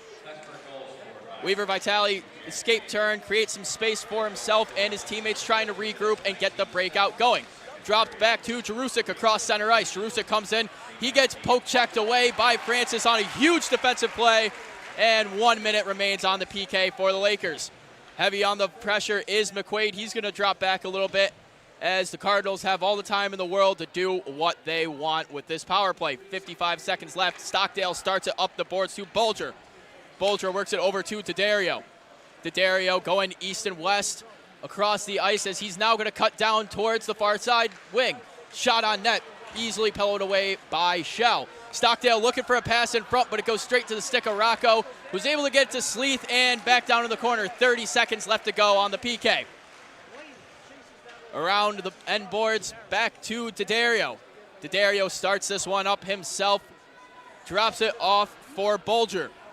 Bulger going to do the same thing for Stockdale. Stockdale loses an edge at center ice, and Calabufo is going to be able to push that one down before Warmouth throws it to Plattsburgh territory. Bulger with it now in the neutral zone, working it across the ice to Dario. 2-on-1 for the Cardinals, and a huge stop for Connor Gatto, dropping to the knee and blocking the passing lanes. Lakers return to full strength as Bulger takes this one back behind his own net. Bulger starts it up as he gets pickpocketed from behind from Flack. Flack gets slashed, but there's going to be no call on that one. Laney brings it across the blue line, drops it off for Butler. Butler takes a shoulder before it goes off the glass and out of the zone. Simons, heavy pressure on Hogg. Simons keeps pushing it further and further down, and he'll throw a shoulder into Hogg as Weaver Vitale has to take it into the corner. Simons, more pressure on Hogg. Hogg throws it across to Butler. Butler gets the blue line, taking it down the far side wing into the corner as he gets taken down by Ryan. Ryan gets it over to Arcan. He loses it in his skates before he gets tied up in the corner by Catron. Catron gets thrown down by Simons as Simons, Catron, and Arcan are battling for the puck. It slips out in front, a shot for Thomas. That one goes right in the net. Weaver Vitale pinch it down into the corner as Catron's going to pick that one up. Looking for the backdoor pass to Hogg. Drop down on a knee was Grimshaw to keep that pass from happening. Back down to Cardinal territory. No icing. It was off a Cardinal stick as Ryan loses an edge at the end boards. Hogg with it once again. Hogg's been out there for about a minute and a half. You can tell the fatigue catching up to him.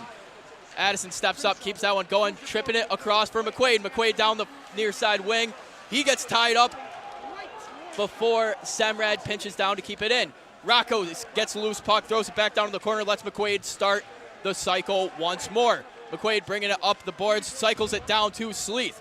Sleeth, escape turn, gets tied up by Thomas, and he gets tossed down to the ice by Thomas before a stick from Rocco keeps this one in the zone. Semrad pinches down in, able to break up that pass a little bit before Thomas picks it back up on the far side wing. Thomas with a shot, that one's going to be gloved down by Shell. Now we're going to throw it to rinkside reporter Matt Sharamita, who has a closer look at all the action going on. Thanks, guys. I just went over to the Plattsburgh section.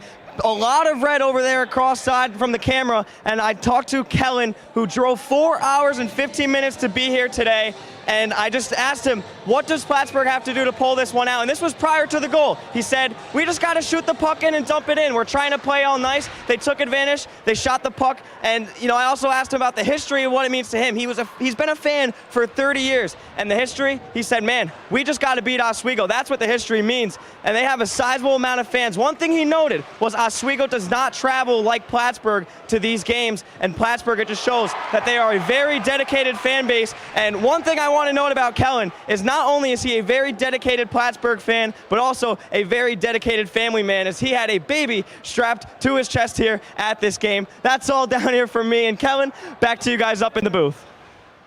Thanks, Matt. As Jarusik picks this one up at center ice, bringing it across down through some heavy pressure, but he'll keep the puck going. He wraps it around, looking for the point. Bulger is going to come down and pick it up. Bulger throws it back off the end boards. Calabufo escapes out, tries to play it before Jarusik takes a hit on him and gets it back to Francis. Francis off the boards, looking for Krulicki, but it's picked up by Daddario. Daddario chipped off to Jarusik, a shot that goes wide of the net. Krulicki able to slap past that one up to Fudger, but he couldn't collect it, so Stockdale's going to chip it into the far side corner. Francis on some pressure from Daddario, able to get it up to Calabufo. Calabufo couldn't possess the puck as Stockdale quickly turns it over. Francis pickpockets Stockdale, gets the red line, throws this one down in on Hearn. No Lakers in the area, he has to play the puck. And an attempted pass that goes all the way down and past the sticks. So an icing will be called. Face-off returns to Cardinal zone. And a very different start to the period than we saw last time here. Last time we spent a lot of time over in the Plattsburgh zone. This time, plenty of time sitting in the Oswego zone. Plattsburgh now 11 shots to Oswego 16. Plattsburgh catching up in the shot category. A very different start to the second period here. Without a doubt, both teams, bit of a different game than we saw in period number one. The Lakers not as fast, and well, obviously Shell letting in an easy goal earlier on. As a loose puck in front, Krulicki throws it in front, tried to chip that one in as Ryan's getting pushed and shoved out of the way by Daddario. Daddario's still shoving him. The refs are just kind of letting it go, which is surprising given how quick the whistles have been in this matchup, Kenny. Yeah, another thing that's changed in the first period, Kyle. The first period, the whistles were fast. The penalties happened. They were called this second period. A couple going against Oswego. Nothing going against Plattsburgh so far. Whistle's a bit slower. As face-off one ahead by Grimshaw. He'll pick it up behind the net, trying to find a centering pass. Centering pass up to Ryan. He couldn't connect on it, so Addison just has to throw it off the end boards. Grimshaw picks it up in the near side corner, works it up to Semrad at the point. He'll walk the line before dumping it off to Ryan. Ryan chips it up to himself, takes it back behind the net, wrapping it up the boards to Addison. Addison over to Semrad. Semrad looking for the backdoor pass, couldn't find it, so he drops it to Ryan once more. Ryan moving it back up the boards before some pressure from Laney forces it out of the zone. Ring picks it up. Ring looking across the ice, trying to find Catron before it goes back to their own zone, picked up by Butler. Butler back to Ring, to Addison, to Ring once again, playing pass but with the wrong teams. Butler escape turn, creates a little space for himself, starts the breakout, moves it up to Laney, who couldn't get the pass, but he's able to pick it back up off the boards. Laney gets shoved into the corner by Andriaki. Looking for Breyer. Breyer gets tied up by Rocco. Belgrave working it down low. Belgrave takes a hit from Bala, and he loses the puck, so McQuaid picks it up in the center of the ice, bringing it in. Works it near side wing to Rocco. Rocco looking for McQuaid in the slot, couldn't get it past the stick of Hogg. Belgrave with it once more, looking across the ice to Breyer. And Belgrave is a little bit too quick over the line, so a face-off returns to neutral zone. And another no call down there going against Plattsburgh and against Oswego. Now, the refs are really letting them play out the second period. The first period, quick whistles. Now, we're not seeing much. Oswego now finally gets some momentum on their side and getting it down into the Plattsburgh zone. But Plattsburgh now with a neutral zone face-off, leaning towards the Oswego zone. Plattsburgh looking pretty solid the second period. A totally different team that we saw in that first period, while Oswego starting to fall behind a bit. We know Plattsburgh loves to look for those backdoor passes, the one-time opportunities at the face-off dots. They haven't been able to get too many of those. The Lakers able to tie it down. The Lakers, on the other hand, they're trying to do the same exact thing on these odd man rushes, these 2-on-1s, these 3-on-2s. They're looking for that cross pass, but the defense for Plattsburgh has been able to drop down and block most of it. But this isn't the only game going on around the SUNYAC today, Kenny. There's a whole nother semifinal going on in Geneseo between Cortland and the Ice Knights, and the Ice Knights lead that one by a score of 1-0 as Gatto throws a huge hit against Weaver Vitale, and Bull going the other way. It's a 2-on-2 for the Lakers. Shane Bull working into the slot. He takes a shot that was blocked away to the side by Hearn. And a delayed call on Plattsburgh, and the Lakers will find themselves up a man now for the next 2 minutes on the hooking call. And a pretty clear-cut hooking call there going against Ryan Hogg. He will take a trip to the sin bin. Oswego now with the opportunity to get the power play. A big hit there by Connor Gatto. Oswego now picking up a bit of momentum. It's like they can hear me, Kyle, I swear. Commentators' curse has got to be real. Every time I say Oswego falls behind, they pick up. When Plattsburgh falls behind, they start picking it up. I swear to you, they can hear me. Kenny, you might want to start knocking on wood or something, because, well, your track record has not been great so far throughout No, this it has game. not. As backdoor to Grimshaw. Grimshaw works it up to the point, and McQuaid. McQuaid trying to take it to the top of the high circle. He'll do so, but he's got heavy pressure and can't work the puck anywhere. Simons gets it over to Sleeth below the goal line, back up to Warmouth. Warmouth with a shot for the net. It's tipped in by Krulicki!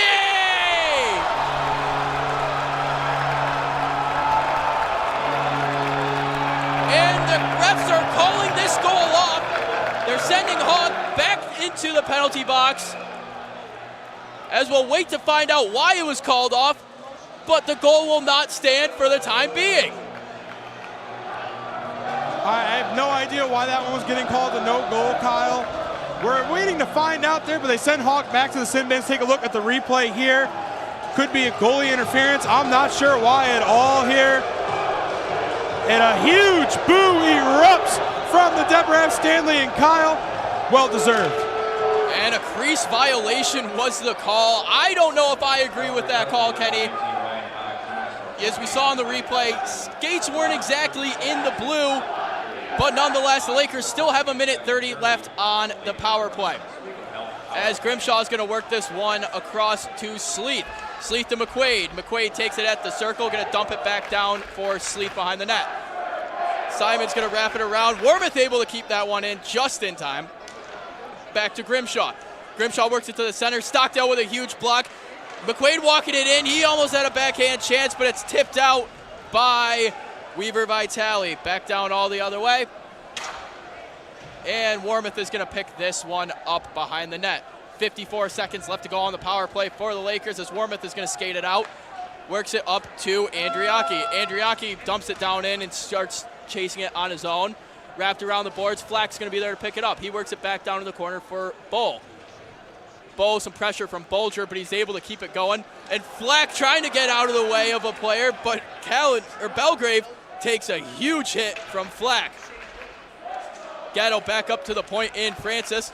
Francis rips a shot off, and that's an easy glove save for her. No bodies in front to block his view of that one. Oswego so far doing a good job on the power play, getting that one goal questionably called off on the bad call from the referees there, but Oswego doing well, keeping it in the Plattsburgh zone on the power play there. And yeah, you don't see him in the crease there, Kyle. I'm not one to speculate calls, but that was a bad call. As the puck goes all the way back down the other way, Schell comes out to play this one, and Francis is going to have to pick it up. Jarusic flies the other way. Up to Flack. Flack gets the red line.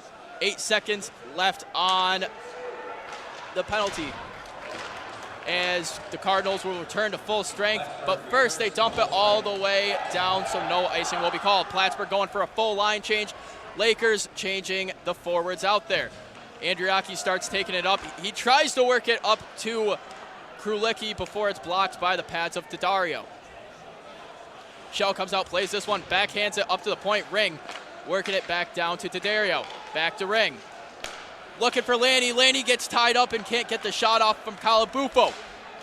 Krulicki keeping it going. Krulicki pushes it forward. Bull now. Bull's got Krulicki with him. Bull with a shot. Not much he could do with that one. Easily stopped and shut down by Hearn. But we're going to send it to ringside reporter Matt Sharamita, who had a closer reaction at the no call.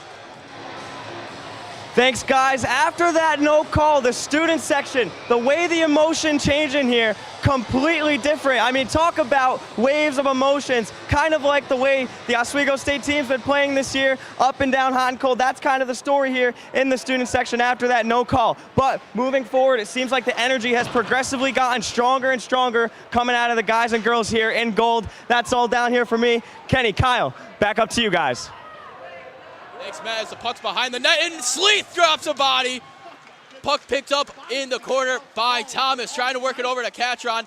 Hog tied up, and Sleeth has it now. He has a one-on-one. Joining him on the rush is Rocco. Sleeth cuts in. Rocco with the rebound chance. Couldn't connect on it. Back to Semrad. Semrad has it. Can't get a shot off. He's going to try to throw it back down in. Breyer trying to work with it before it's thrown back to center ice. Simons couldn't collect that one, so Bala's going to have to pick it up. Bala picks it up, starts working it up the boards to Simons in center ice. Simons has it near the net. He takes a shot, blocked to the side by Hearn. Hog across the ice to Callanan. Callanan gets the blue line before taking a body, and Ryan's going to pick up the loose puck before Grimshaw gets it after a few bobbles. Over to Ryan on the near side wing. He's coming down with some speed.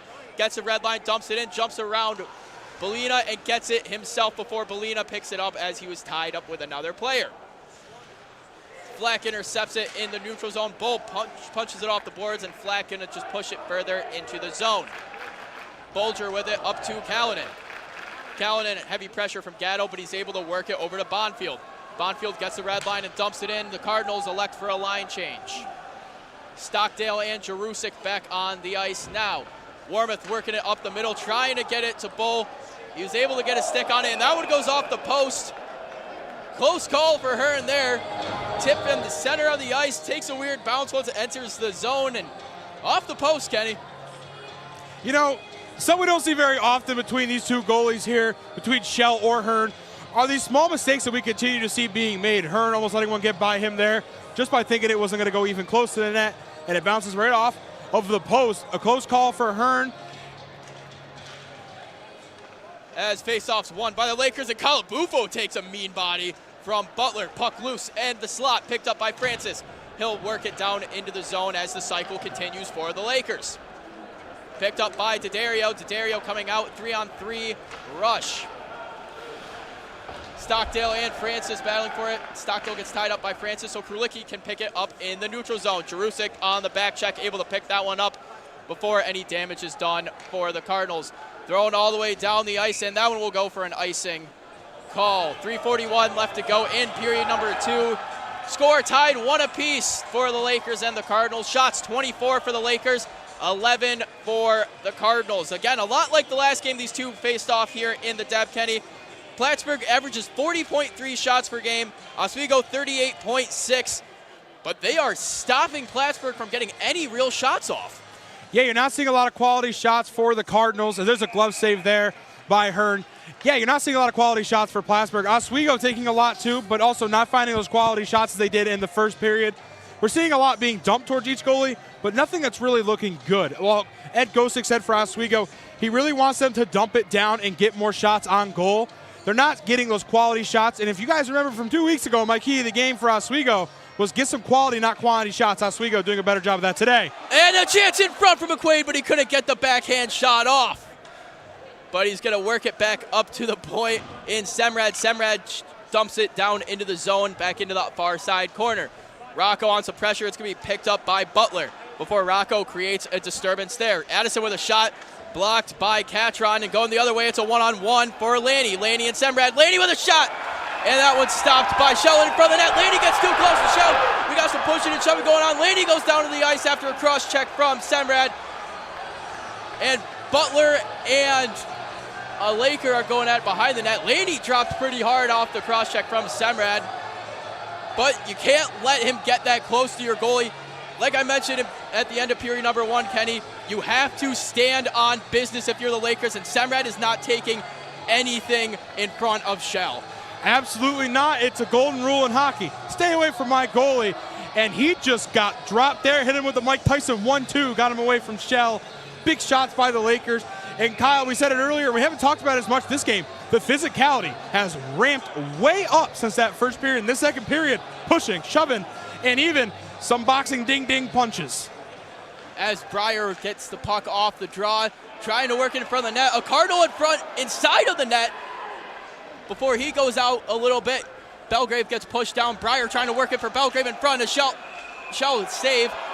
Still lost in front, and a fight's going on between Belgrave and a Laker. Belgrave and it looks like Sleeth tied up right now with one another. He was going after Bala, who was down on the ice, but like you mentioned, Kenny, these teams do not like each other. This is a physical matchup. It's high-spirited. Plattsburgh's got to be fatigued, going 4 periods on Wednesday. Quick 2-day turnaround, and ends up here as Bala is going to go to the box. So is Belgrave. They're screaming at each other across the box. And tensions are high in the Deb. You got that right, Kyle. Apparently not the only bells tolling in the Deb tonight. Metallica, maybe some boxing bells as well. A storied rivalry between the Plattsburgh State Cardinals and the Oswego State Lakers. Oswego 49-81-9 overall against the Plattsburgh State Cardinals. And Plattsburgh taking the playoff game right here in the Deb last year for the SUNYAC championship. It's all the tension, and the stakes really, Kyle, can't get much higher for either Oswego or Plattsburgh. Gatto picks this one up and wheels it back behind the net, dumps it off in front to Flack. Flack circles around in his own zone. 4-on-4 for the next 148. Lotta open ice. Bo with it, drops it off to Gatto. Gatto drop back for Francis. Francis gets it at the top of the circle. Couldn't get a shot off. Stockdale taken away, and he looks. Francis taking it back down in the far side corner. Tries dropping it off. Nobody there. Bolger's going to drop down to pick that one up. Lost in front. Francis can't get that one. It's a 2-on-2 for the Cardinals. Stockdale dumps it off for Jarusic in the corner. Jarusic trying to work it back up to Ring. Ring's just going to take this one out of the zone. Plenty of time. Plenty of ice. Trying to find Stockdale, but couldn't connect on that one. No icing called. Then it's finally called. A bit of a delayed call there. You can tell the players are confused. Oswego thought it was icing. Plattsburgh thought it was icing. There was no call. They start going for the puck again, and then the whistle blows, Kenny. Yeah, the referees today, I'm not quite sure. Very surprising. Late calls, no calls. It's been an odd game, Kyle, and a lot of things that really weren't on your bingo card might have got checked off today. You got some 4-on-4 in this SUNYAC semifinal. You got the beach ball shot. You got fighting, and you got someone almost getting knocked out. Kyle, this is about as exciting as it gets for a Division III hockey game. Oswego turning up the heat while Plattsburgh they got their heaters on too, Kyle. Those Cardinals are staying warm. And a very physical matchup so far with 2 minutes left to go in period number 2. Kenny, already the same amount of penalties in this game as we saw in Whiteout Part 1 a few weeks ago. As Weaver Vitale is able to bounce that one around Rocco and keep it in the zone, McQuaid gets pickpocketed by D'Addario. D'Addario wraps it around, trying to get Thomas pinching down, but able to poke it out further into the neutral zone was Sleeth. Back down to Cardinal territory. That's a shot off the ref for Hogg before D'Addario brings it across the blue line. D'Addario in the slot. Thomas in front of the net. A shot pillowed away by Shell. Weaver Vitale, a high slot shot. Drop into the ice, keeping it out is Shell, and he collects his rebound as well. No second chance opportunity. 1:20 left to go in period number 2. 24 seconds left on the penalties. And Kyle, this has been a high-flying, high-action game. Both teams now looking good on their forecheck. Both teams going to be lacking a lot on the back check. Neither really gathering their bearings. Both doing good at shutting down the passing lanes. Oswego not looking as good as they did that first period, but Plattsburgh has really turned it up here, and we are in line for an amazing finish here in the Deb. Face-off 1-2, Semrad. Semrad works it up to Flack. Flack trying to pass it up to Bull. It goes off the skates of Weaver Vitale. Addison couldn't keep that one in, so he pins it against the Cardinals bench. Joining in on the pressure is Flack. Flack able to push this one down into Plattsburgh's corner. 1 minute left to go in period number 2. And even strength, both teams return to as Hogg's trying to skate this one across the red line. He's able to do so. Pokes it around Addison and Flack. Loose in front of the net, tipped away by Shell. Addison tries to get to Semrad, who's quickly pressured by 2 Cardinals before Gatto gets it up to Grimshaw. Grimshaw working it across the top of the slot. Dumps it off the corner, trying to get it to Flack. Flack couldn't grab a stick on that one. Flack's going to head to the bench for a change as the Lakers going to peel out of the zone a little bit. Give Plattsburgh the time to just drain down the clock. 20 seconds left to go. Butler trying to start the breakout, but nobody in the position to start things going, as they're just going to hold it for the remainder of the period. 7 seconds left before they finally work it up to Ring. 4 seconds. Trying to work it up to Stockdale. Stockdale couldn't get a stick on it, and the buzzer will go off, ending period number 2 here in the Deb. Flip of the tide from period number 1. It ended at 1-0 Lakers. Now period 2 ending at 1 apiece. Shots 25 for the Lakers, 14 for the Cardinals. And Kenny, obviously that goal let in by Shell, not one of his strongest moments at all whatsoever. But other than that, really, the Lakers still looked solid, and the Cardinals started to get their momentum back too. Yeah, the Cardinals starting to look better than they have these last 2 games against Potsdam and Fredonia. The Cardinals turned up the heat here in the second period, while Oswego tries to maintain that. The only thing that really got them there was a costly mistake by Shell and a no-goal call that was questionable to us and everybody in the arena. But shots on goal, 14 for Plattsburgh, 23 for the Lakers. They have kind of brought it a little bit closer, Kyle, but not much different. Plattsburgh still struggling to get those shots on goal, while Oswego still trying to send plenty to the way of Hearn. But Hearn having a great game, and Shell, besides his one mistake, still doing an excellent job. And we're going to throw it to ringside reporter Matt Sharamita, who's with the Plattsburgh goal scorer, Jack Ring. Thanks, guys. I'm here with Jack Ring, who just notched the tying goal for Plattsburgh. And Jack, your first goal of the year, what kind of emotions are following after notching that game-tying goal here in the Deb? I mean, it's definitely a good feel, and especially you get to hear against our rivals in a semifinal game. It's a great feeling. Words can't really describe it. Yeah, and it's your second career goal versus Oswego. What is it about this opponent that brings the best out of you and your guys?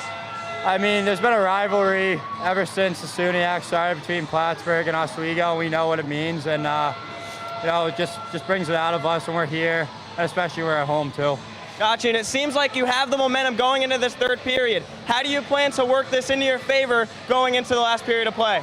We just got to keep playing our game. I mean, don't give the crowd energy here because they feed off that. So keep them off the score sheet, and we should be good. Well, thank you, Jack Ring. Kyle, Kenny, back to you guys up in the booth. And thanks, Matt. As you mentioned, the Lakers really feed off the energy here in the Deb and the crowd. Plattsburgh trying to limit that as much as they possibly can. But the Lakers, Kenny, they need to get this place rampant again.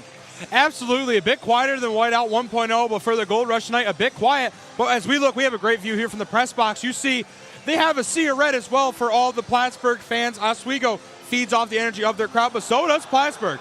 And don't get me wrong, Kyle, the Plattsburgh fans have showed up strong today, and the Laker fans need to turn it up for the third and final period of the SUNYAC semifinal matchup. And that's all for us from the press box for now, but we're going to send it right over to the perch in Jolie Santiago, Alex Brooks, and Kaylee Richmond. Thanks again, Kyle. We are at the end of the second period, and it's a tie game. Could be anyone's game, but the electricity just keeps going up from here. The Plattsburgh Cardinals definitely stepped up their game, I'd say. But what are your first thoughts coming out of this period? Well, I don't know about you guys. Is this a rivalry game? Because I think so. I could definitely tell after that second period. Oh, yeah. I mean, we're knotted at 1. This is really shaping up to be a wild finish. Plattsburgh able to get a goal by Jack Ring. We're all knotted up here, Jolie, and man, I mean, this third period, it can't come any sooner. For sure. Alex, you got it right. It's the aggressiveness coming out right now. We kind of saw it, I guess, a little bit in the first period. You could tell those little shoves, but now it was a full-on punch-and match right there. So that's something that I kind of want to see what happens for the third period, right? Yeah. For sure. The suspense is killing us, but we'll have more for you about the second period coming up right after the break.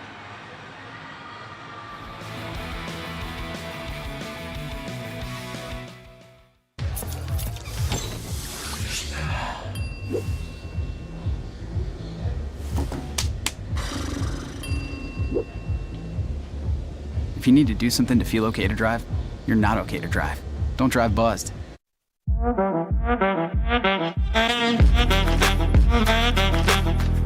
Shine on that boy. Look at the bling. Do we got a diamond tester on? Yeah, that's getting bad. Yep. 10 out of 10 recommend on Yelp.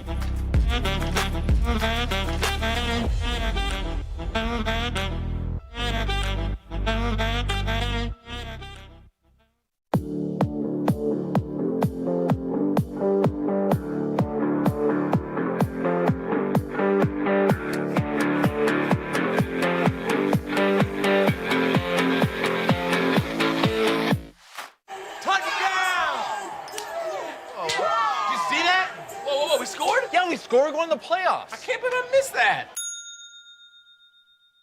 Every time I'm buzzed, I spend too much time on my phone. What? I should take your phone away. No. I'll call for a ride. Hey, why does my face look like that? I'm playing with these new face filters. Okay, you know what? Yep, that's mine. I'm gonna need that back. No. Kevin.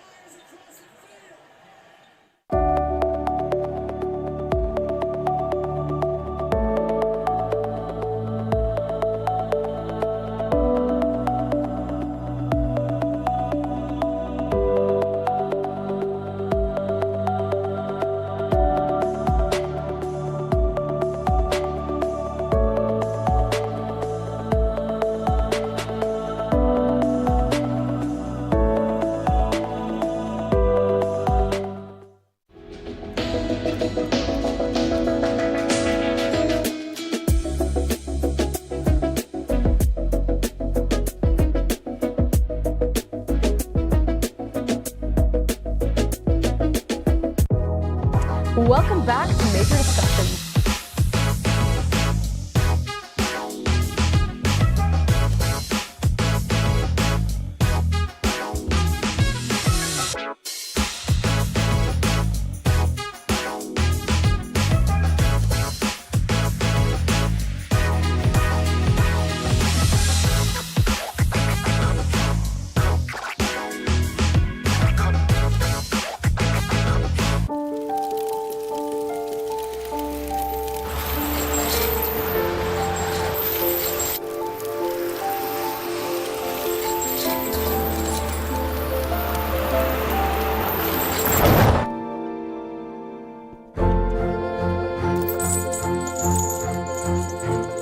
Did you know dragging chains can spark a wildfire?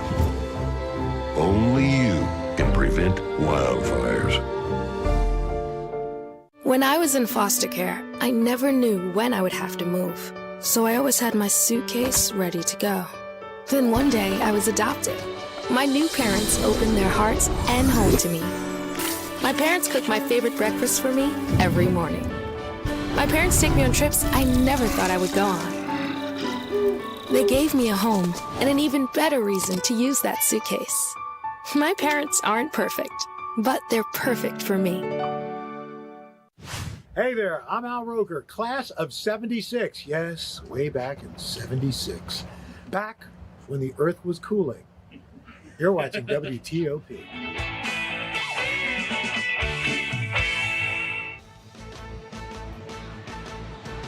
Tie game at the end of the second period. Welcome back to The Purge for your second period intermission show. I'm your host, Kaylee Richmond, joined alongside by analyst Alex Brooks and Jolie Santiago. Like we said before, Plattsburgh really stepped up their game to make it an even more exciting matchup than it was at the first period. But let's get into talking about those second period stats. Let's take a look at those right now. Yeah, we'll take a look at those second period stats coming up here. We'll take a look at the highlights actually first. I mean, you know, it's still a defensive game. It really is. And Jolie, we talked about it. It was going to be a low-scoring game. That's what we predicted. And it's tuning up to be a really wild finish. Here, Shell, Hearn, they're really playing on their head so far. We only had one goal from Jack Ring, and I feel like Oswego Plattsburgh, they are really getting back and forth with each other, playing very physical for this gold rush. We know that this was going to be a physical game, like you said, but I think it's kind of surprising at the same sense because the refs aren't calling as much as I think we thought they would. They obviously also didn't call one of those things, but one of the goals are. We'll get into that after this, right? Absolutely, but like I said, it's 1-1 at the end of the period. What's standing out to you guys right now? I know Brooks said the Jack Ring goal. Can you go in more depth about that? What was your reaction? Yeah, Jack Ring, the junior from Massachusetts. He got his first goal of the season. He's a defenseman, and he was playing offense this second period, able to get it in the back of the net. And, I mean, you see that Shell really was not really in the position that he needed to be. Kind of went top shelf over there. We look at another view, and Ring able to kind of put Plattsburgh in the driver's seat now going in this third period. I know it's only 1-1, but, I mean, you know, both of these teams are really evenly matched, and it's going to shape up for really something special. Exactly. And Jolie, Oswego never really got a chance to have a goal. There was an almost goal, but ended up being a no goal. Do you want to go more in depth about that? For sure. This no goal had the whole crowd kind of upset, except on the Plattsburgh side. You see that it goes to the back of the net, as we see on this replay cam right here. Laker finds it to the back of the net. But if you also notice, one of the Lakers is in the crease there. And according to rule reference 625B, regardless of what player puts the puck into the goal, no goal may be scored if a player on the attacking line is in the crease. So there you have it. It was a no goal because of that. There you go. Well, thank you, Jolie, for looking that up and for that clarification, because it confused me a little bit. But now, you know, we have some clarity. But let's get into the power plays, guys. You know, let's talk more about that. Alex Brooks? Yeah, I mean, the power play goals have been non-existent, obviously. 0 for 3 for Plattsburgh, 0 for 2 for Oswego. I mean, the special teams can either win or lose you the game depending on how it's going. But with that kind of being out of the picture, it obviously is all tied up.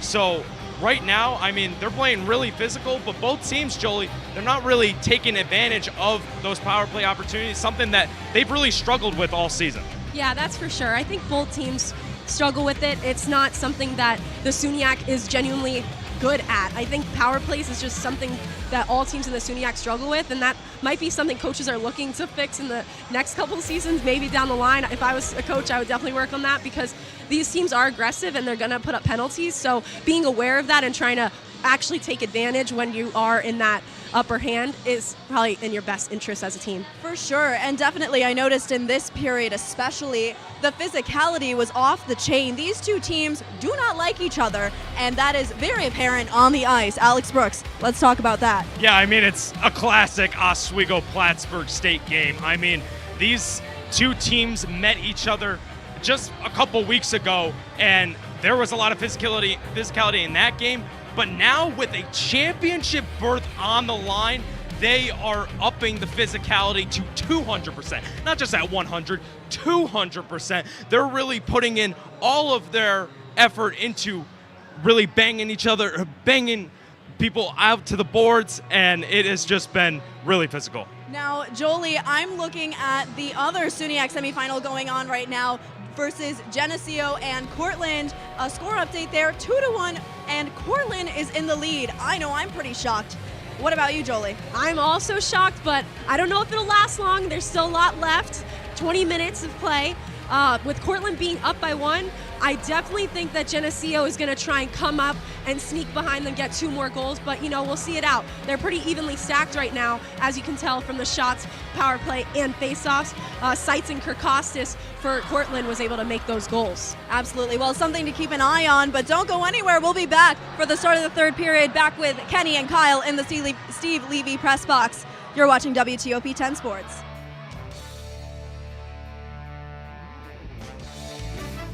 Hey there, I'm Al Roker, class of 76. Yes, way back in 76. Back when the earth was cooling. You're watching WTOP.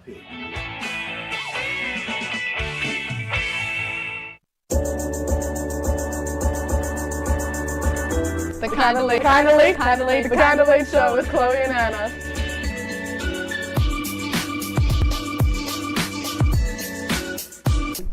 Like licorice, Twizzlers, absolutely nasty. The thought of turkey is just nauseating. I think you're wrong, is what I think. You think I'm wrong a lot of time. I do think you're wrong a lot. When you look at the number of disasters in the U.S., chances are every area will deal with some kind of emergency in the next decade.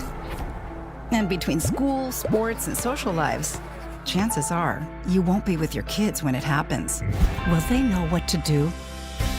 Ready.gov/kids has the educational tools and information to make the conversation easy.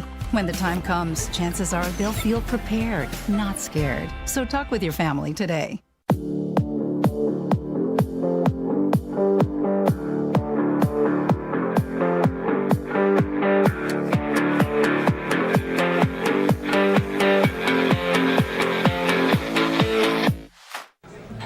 Put the keys down, Kevin. But I'm gonna drive home. There are several warning signs present that you shouldn't be driving. I guess I have really been looking for love in this dating app. Yep, I'm definitely gonna call a ride home.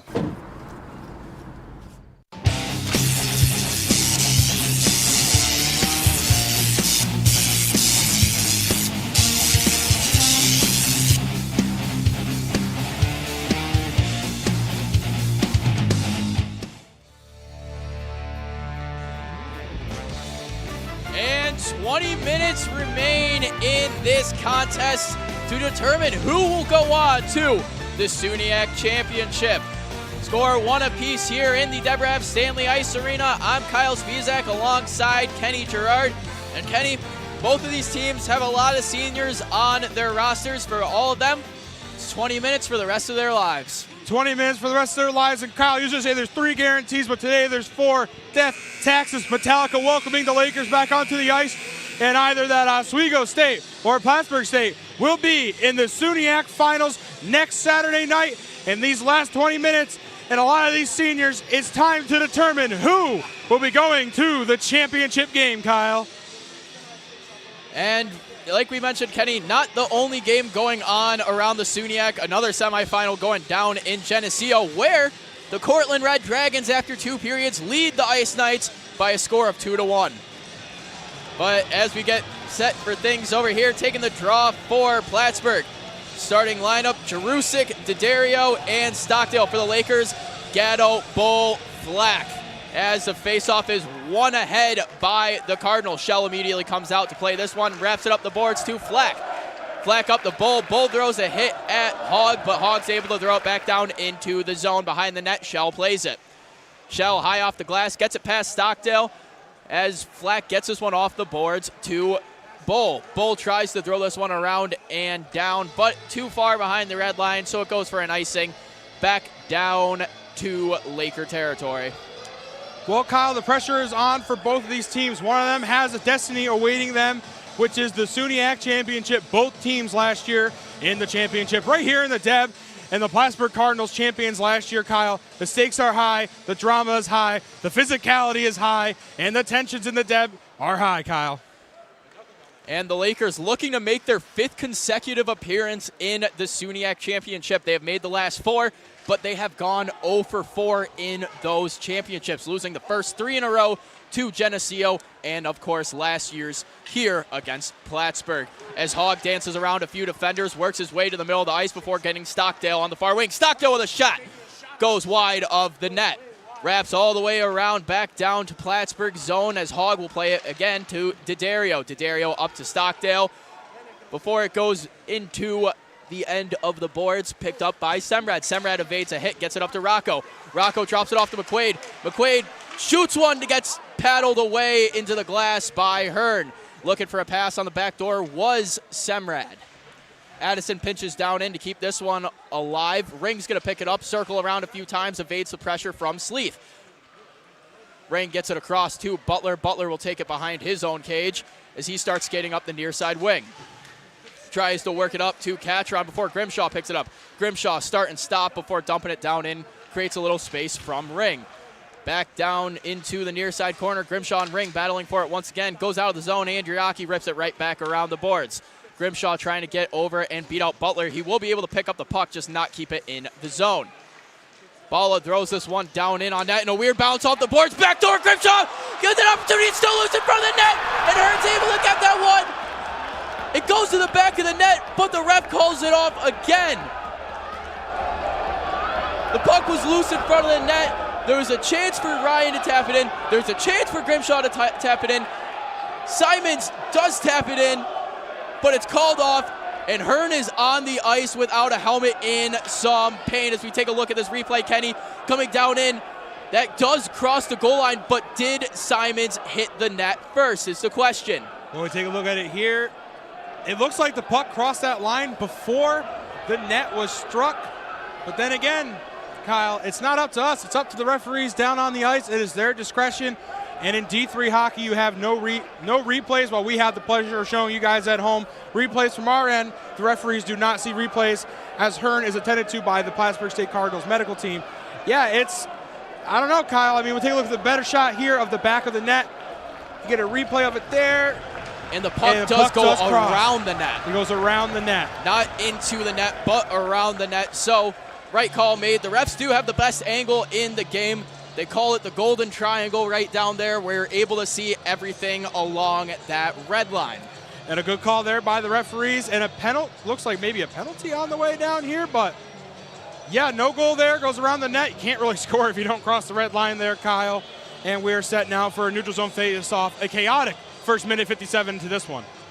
As Hearn is okay, so he will stay in net for the Lakers. Plenty of opportunities quick off the bat right in front of the net there. Just not able to bang any of them home. As into the corner now, a battle ensues as Simons is trying to pick this one up before it gets bounced back into the corner. Thomas on pressure with Ryan. Breyer gets pinned against the board as Ryan picks this one up. He just throws it softly on net. Balla is going to pick it up, and Balla with a shot from the circle. Waffle boarded into the corner by Hearn. Working it back up to the point was Grimshaw. Back to Grimshaw. He's coming across the high slot. Drops it down to Gatto. Gatto with a shot wide of the net. Andriaki couldn't get there in time and stretch out to keep this one in. So it returns all the way down behind Shell's net. Grimshaw picks it up. Reverses it back to Andriaki, who gets it over to Balla. Balla up the ice, tipped by Grimshaw. Grimshaw is able to pick this one up. Dances around a few players. He still has it in the slot, trying to get a shot off. Stick on it by Benson. Goes into the corner. Benson gets tripped up as taking a tumble too as Gatto. He got steamrolled by a few Cardinals. Benson's going to get the red line and dump this one down in. Francis drops back to play it.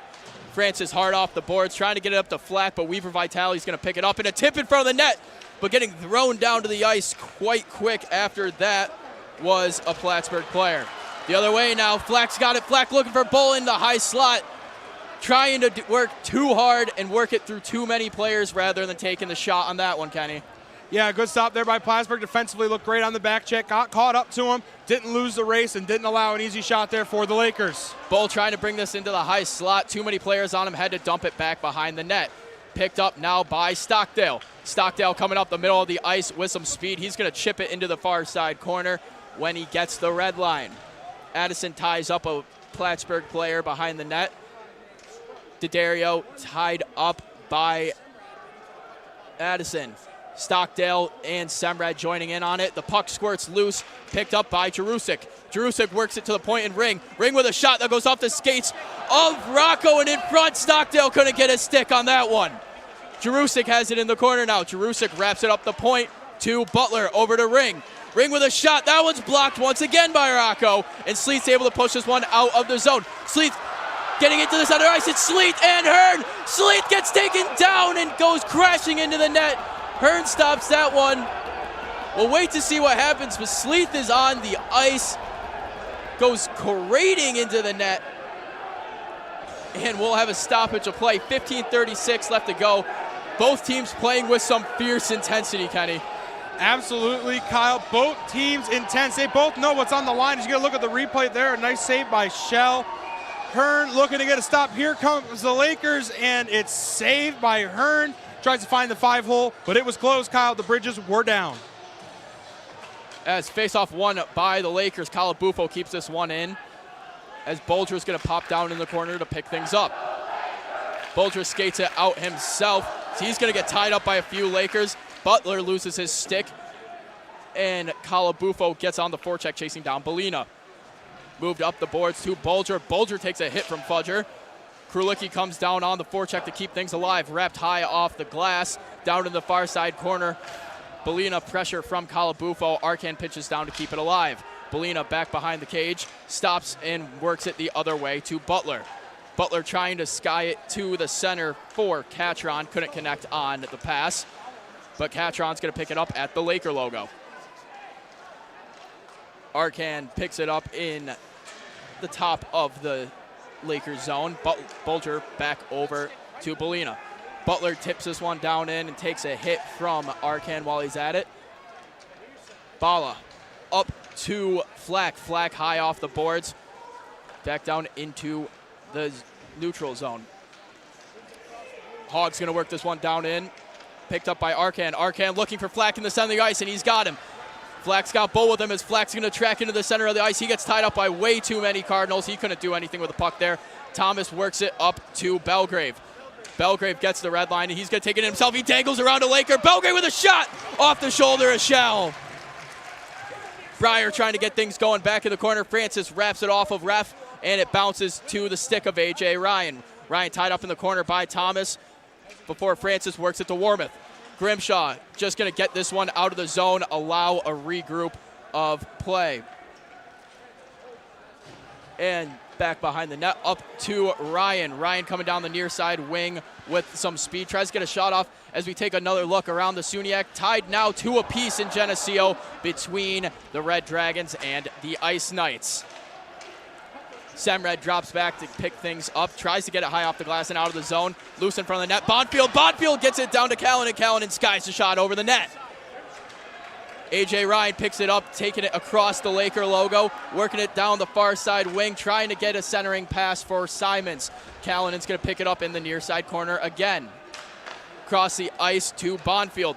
Bonfield looking for Benson. Benson trying to get it to Ring. Ring's got it down in the corner before it's picked up by Sleeth. Sleeth off the boards. McQuaid pins himself against the boards to get things out into the neutral zone. Plattsburgh regroups it back to Butler. Butler's going to take this one in himself, dances around Semrad, and centering pass picked off easily by Rocco before he turns it over to D'Addario. D'Addario down to Stockdale, picked up by McQuaid in the corner. McQuaid trying to get something going, just gets it up to Rocco. Rocco's going to chip this one, and it's going to go off the bench of Plattsburgh as we're going to throw things down to rinkside reporter Matt Sharamita.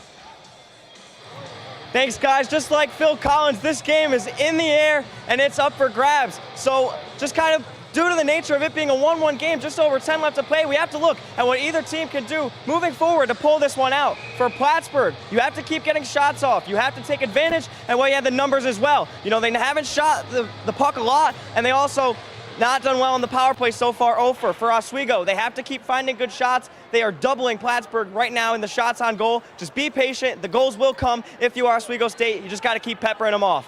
That's it for me down here. Kenny, Kyle, back to you up in the booth. Thanks, Matt. As Bolger gets to the red line and dumps this one into the far side corner. Warmouth immediately picking up the loose puck. Tied up against the boards is Kalabufo by Jerusik before Bolger gets it into center ice again. Up to Stockdale as Bolger takes out Krulicki. No call on that one. Krulicki couldn't have any chance to get to the puck on that one. Back down into the corner. Warmouth is going to pick this one up. Heavy pressure from D'Addario. D'Addario centering pass. Tries to find Leany, then bounces over the stick of Weaver Vitale as well. Over to Hogg. Hogg's going to bring this one in himself. Skates it down into the corner. Back behind the net, looking for the wraparound. Centering pass in front. Stockdale couldn't connect on it. Warmouth puts Stockdale down on the ice. Bull the other way now, looking for a trailer. Bull with a shot goes way wide. And a second chance for Gatto goes wide again. Flack going to work this one back behind the net. Gatto's going to pick it up. Gatto working it up to the point. Andriaki with a shot. That one gets tipped. It goes over the top of the net. Butler's going to pick it up on the half wing and get it across the ice before it's sent down behind Plattsburgh's net and called for icing. 11-14 left to go in this one. Still tied, one apiece. Shots 30 the Lakers, 17 for the Cardinals. And Kyle, this has been pretty much the third period I was expecting. Lots of quality shots coming for both teams. High flying, pretty evenly spent in each team's zone. So we take a look at a replay here of the breakaway. Shot comes through and Hearn's there again to save it. Net pops out. Maybe Oswego's got beef with that net, Kyle, because they've been popping the thing out a lot tonight. They might. That seems to be their biggest opponent at this point in time, is just running into the net or getting goals called off from the net. As Ring's going to work this one back to Butler. Butler up the boards, off the stick of Belgrave. Shell off the half board, a bad choice. Able to get out in front and stop it somehow. A shot from Breyer in the corner, and diving like his life depended on that was Shell. Puck loose in center ice, picked back up by Butler. Butler bringing it on. It's a 3-on-3. Over to Breyer. Breyer with another chance. That one's going to be blocked away by Bala. Simons with it now, trying to track things down in. He gets tied up by Ring. A shot shut down by Hearn. Ryan trying to get the centering pass to go straight to the stick of Breyer. And now we have a race for the puck. Addison and Belgrave. Addison's going to win that one out, drop it behind the net. Semrad's going to have to go and pick it up as he chips it behind Breyer. Rocco chips this around Bolger, and Bolger gets caught up on his own player before Belina wraps it around, and it's picked up by Jerusik. Jerusik runs into a ref, loses the puck on that one. McQuaid's going to be able to get the red line and dump this one down in. Back behind the net, picked up by Bolger. Pinched down in and kept in by Semrad. Semrad's going to skate it in, take a shot straight into the Plattsburgh logo of Hearn. And Hearn, have yourself a night, a 96.4 save percentage. Let's take a look of a replay here with the diving save by Shell, and the Oswego defense caves in front of the crease, allowing no goal to come the way of the Plattsburgh Cardinals. Oswego now playing really like their season depends on it, and Kyle, to be blunt, it really does. Indeed it does, Kenny. It depends on it for both of these teams.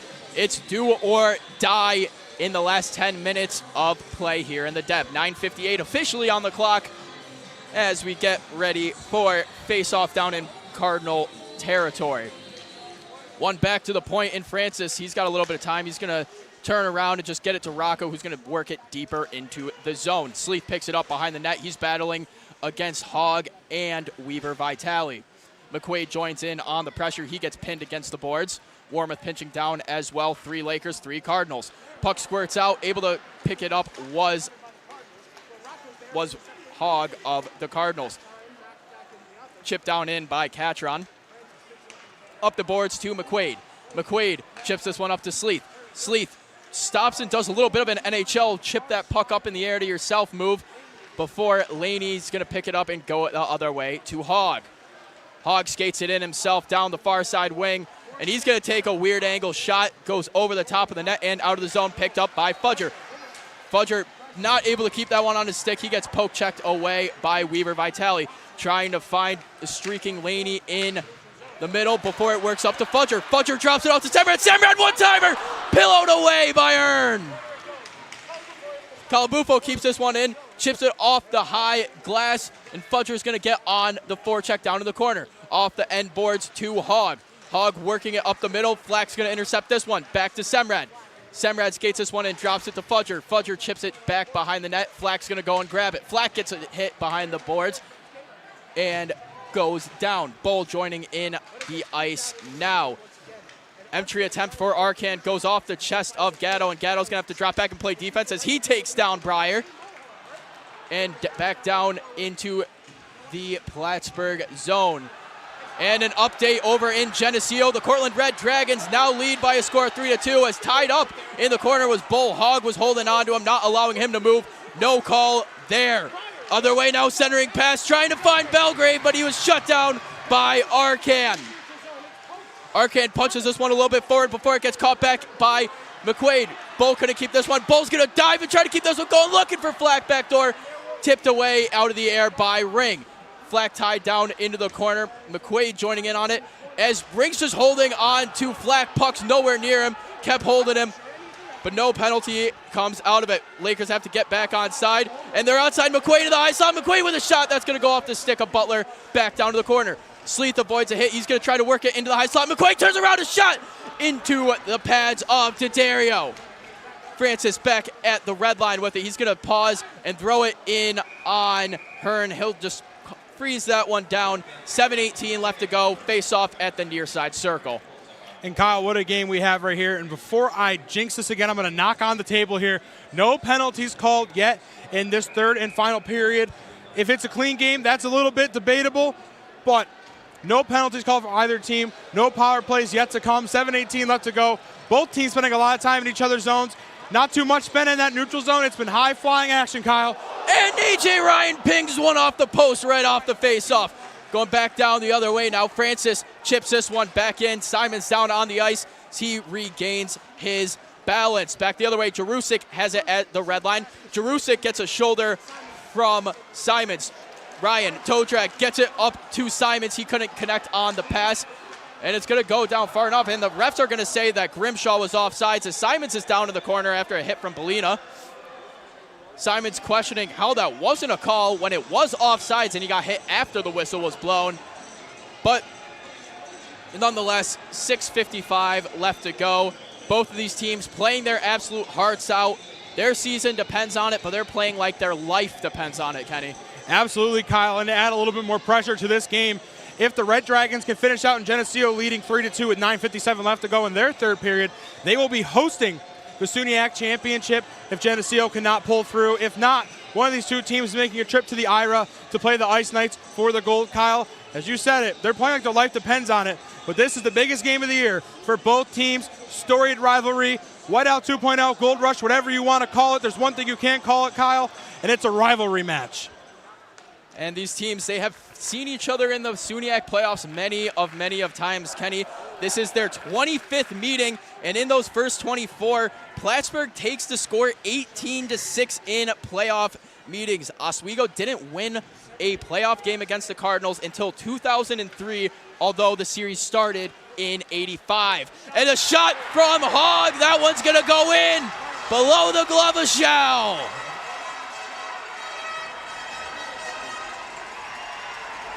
And a defensive breakdown by the Lakers. They crashed into the crease. They left the man open on the right side, and they strike. The Birds are flown in. They find the pad side of Shell. They find his weak side. Take a look at the replay here. Shell moves around the ice. Defense crashes too low, a little too late. And there it is, Kyle. The game-leading goal for the Cardinals. It's now Plattsburgh 2, Oswego 1 with 6:25 to go. The Lakers now playing the catch-up game as the puck's loose in front of the net. Couldn't connect on that one was Belgrave. Lakers have to score one, at least one, possibly two in this period if they don't want things to go into an extra frame. Ring behind the net as Thomas picks this one up. Thomas brings it across, trying to stretch the ice to Belgrave. Belgrave gets skated out by Francis before it goes back to the point. Breyer with it. Breyer with a shot. Punched away by Shell to the boards. Gatto's going to pick it up and skate it up himself. Evades a hit from Breyer up to Sleeth. Gatto's going to pick it up once more. Gets it to Flack. Fleck trying to work this one down in, but he gets tied up by a couple of Cardinals, and this one's going to sail all the way back down to the Lakers' end. Not enough on it. Couldn't go for icing. McQuaid has it now. Tries to bounce it off the boards, but Jarusik was there to collect it. Back the other way. McQuaid's able to win that battle. McQuaid's got it top of the circle. Tries to toe drag this one in. Puck loose in the corner. D'Addario is able to pick it up for the Cardinals. Stockdale high off the glass on that one. It's going to go all the way down. Ball is going to have to pick this one up as he has heavy pressure from two Cardinals. Stockdale, slap shot from the neutral zone off the glass on the entry. Andriaki trying to get things going, but it's picked back up by who else but Stockdale. Loose at the red line, battle between the two teams. Rocco's able to come out with this one, gets it up to Grimshaw. Grimshaw trying to work it towards the center of the ice now, but a poke check by Weaver Vitale pushes him into the boards.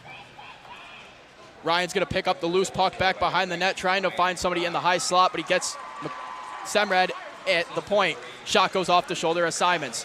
Pitching down in was Addison, who keeps this one on Plattsburgh's half of the ice. And a huge hit from Simons.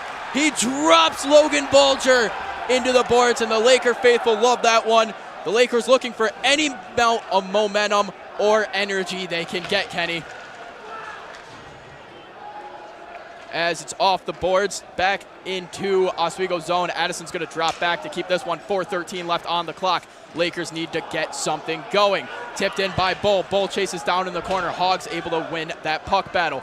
Back out. That one skates past Wormuth.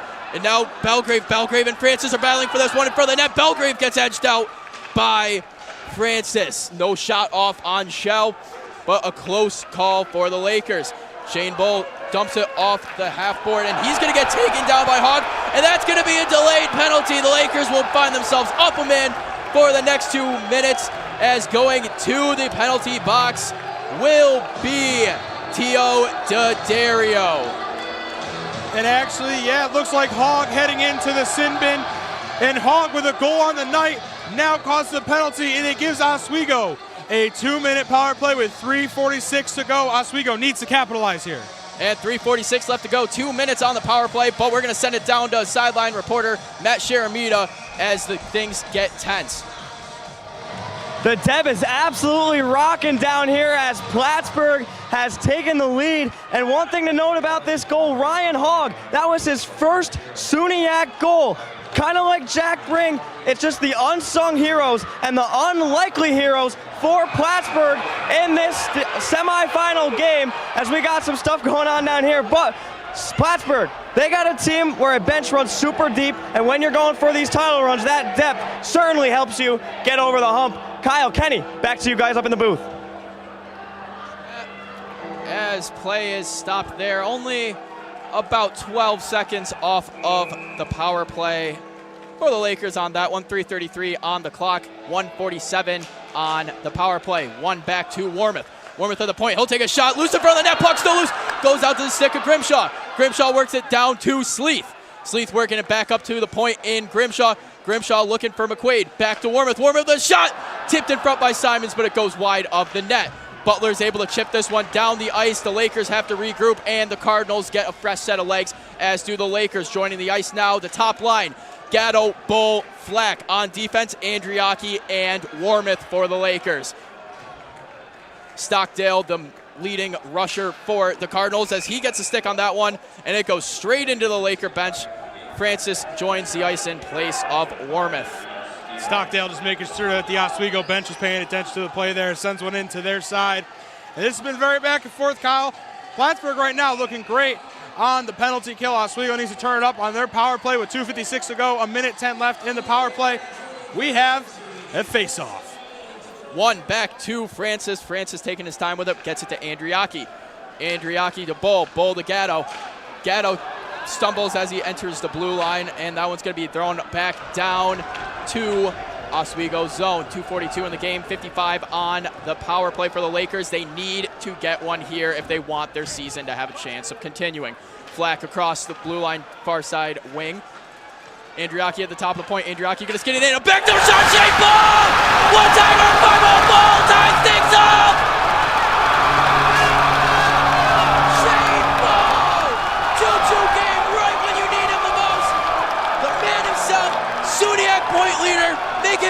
2 points on the season. And who else but number 24, Shane Bull, picks up his 22nd goal on the season. He finds Schiller on his glove side.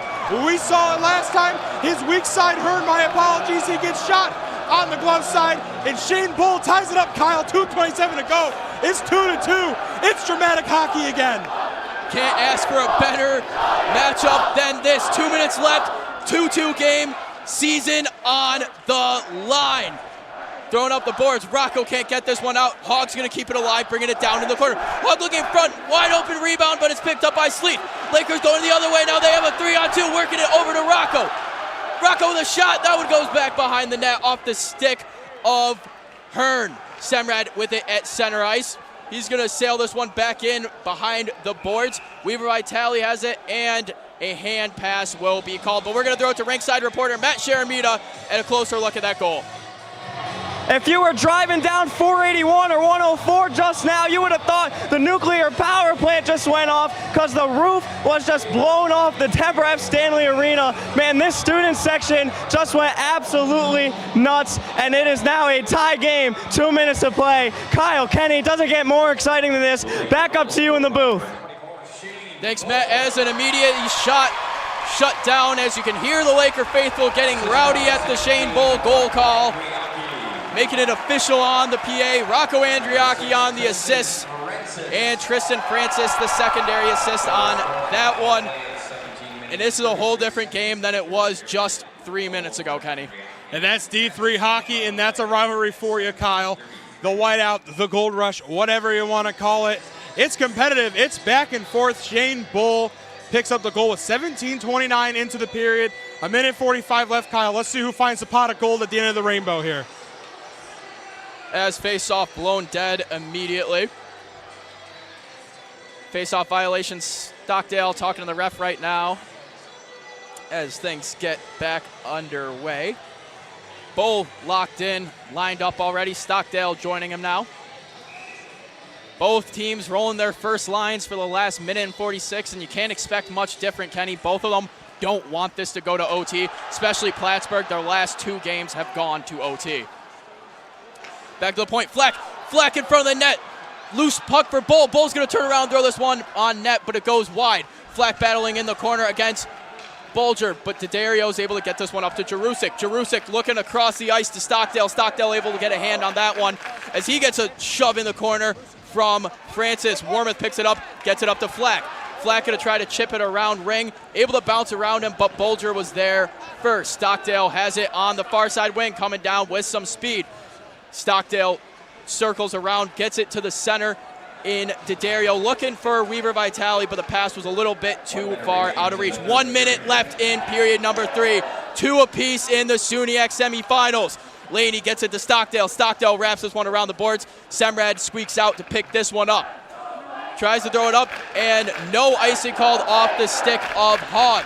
Weaver Vitale picks it up at the end boards, wraps it up the boards for Laney. Laney coming across the blue line. He's at the near side wing. A shot off the cage of shell. Puck is loose. Still in the corner. Able to get a stick on that was Gatto. Back to Butler. Butler looking in front for a rebound, but it bounces out of the zone. Picked up by Hogg at center ice. 26 left to go on the clock. Laney with it. Looks back door for Butler. Butler with a shot blocked by Semrad. Chipped up. Hogg keeps this one in. Hogg, another shot blocked down by Francis. Chipped high and out. 12 seconds left to go. Weaver Vitale has it in his own zone, gets over to Hogg. Hogg trying to shoot this one all the way down. He will do so. 5 seconds left. Shell's going to freeze this one up. 3 seconds on the clock. Face off in Oswego zone. Plattsburgh has a chance to get a shot off here. The Lakers, all they're trying to do, Kenny, tie up off the face off. Do not allow anyone to touch that puck.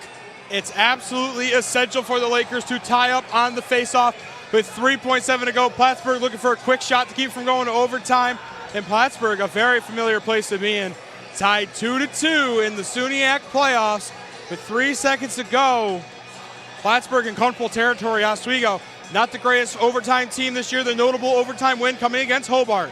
They won that game in overtime on the 3-on-3, but guess what, Kyle? We're in the playoffs. You don't get 3-on-3 hockey. We get a full another 20 minutes of 5-on-5 hockey until someone finds the back of the net in a sudden death overtime round. Kyle, it doesn't get much more tense than this. The stakes are high.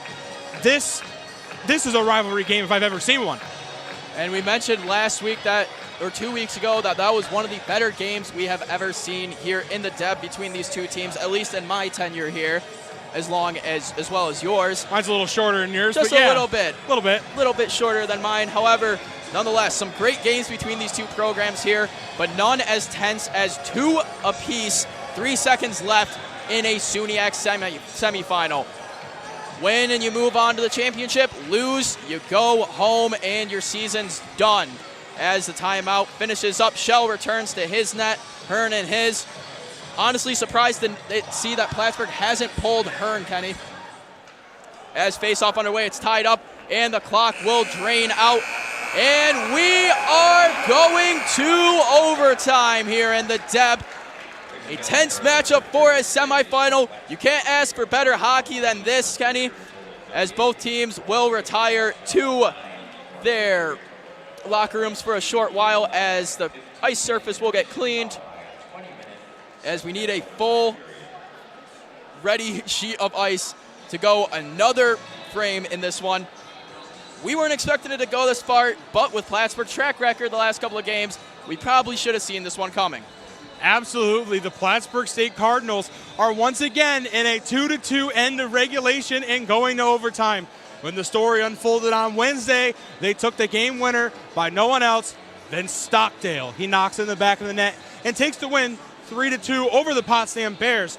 But Kyle, this isn't the Potsdam Bears. This is the Oswego State Lakers, a completely new game for the Cardinals. Both teams looking fantastic on the ice for that third and final period. And if you thought it was tense and crazy then, Kyle, buckle up, because if I was in a seat, I'd be on the edge of mine. Without a doubt, Kenny. I mean, we got to take into account things here as well. Both of these teams experienced in going into overtime. They've both played their fair share of overtime matches this season. However, the Lakers haven't played since last Saturday. Plattsburgh Cardinals, on the other hand, they went to overtime on last Saturday, and they went to overtime on Wednesday, 15 minutes into that overtime, essentially playing a whole nother period. So, Kenny, I want to ask you, conditioning is obviously huge.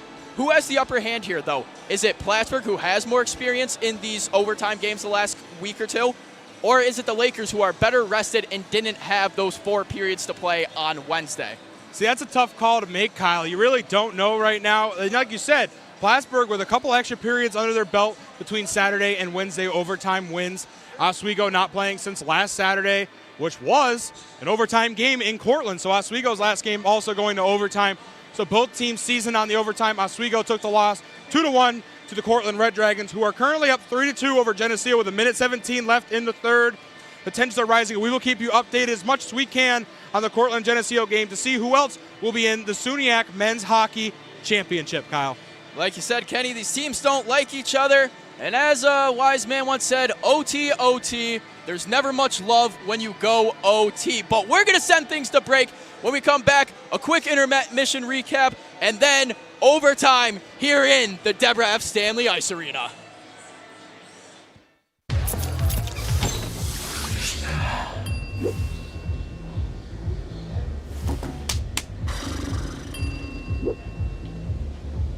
If you need to do something to feel okay to drive, you're not okay to drive. Don't drive buzzed.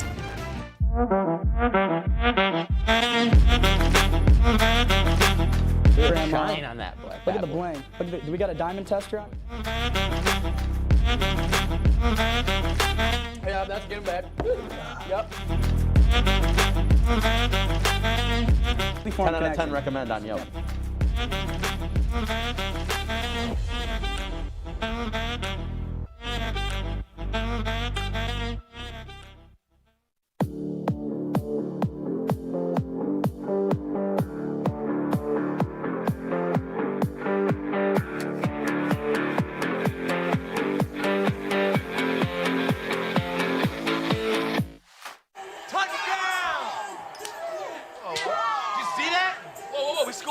Score going to the playoffs. I can't believe I missed that. Every time I'm buzzed, I spend too much time on my phone. What? I should take your phone away. No. I'll call for a ride. Wait, why does my face look like that?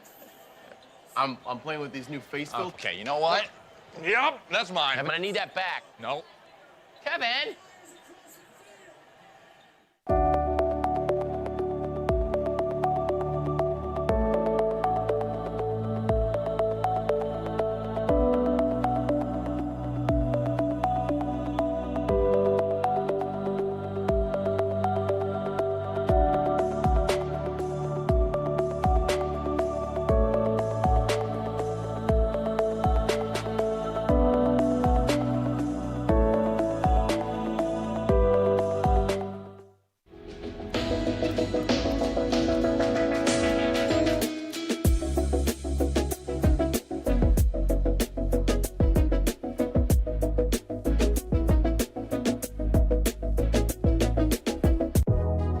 Welcome back to Major Discussions.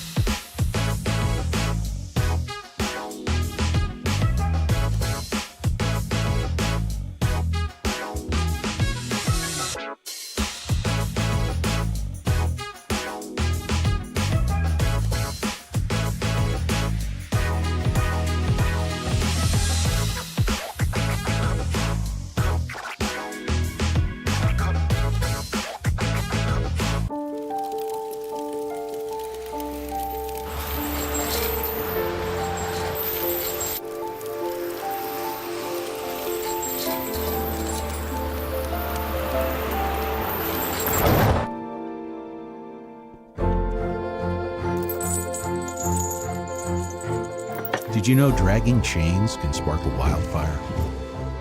Only you can prevent wildfires. When I was in foster care, I never knew when I would have to move. So I always had my suitcase ready to go. Then one day I was adopted. My new parents opened their hearts and home to me. My parents cook my favorite breakfast for me every morning. My parents take me on trips I never thought I would go on.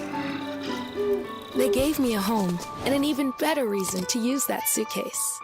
My parents aren't perfect, but they're perfect for me. Hey there, I'm Al Roker, class of 76. Yes, way back in 76. Back when the earth was cooling. You're watching WTOP.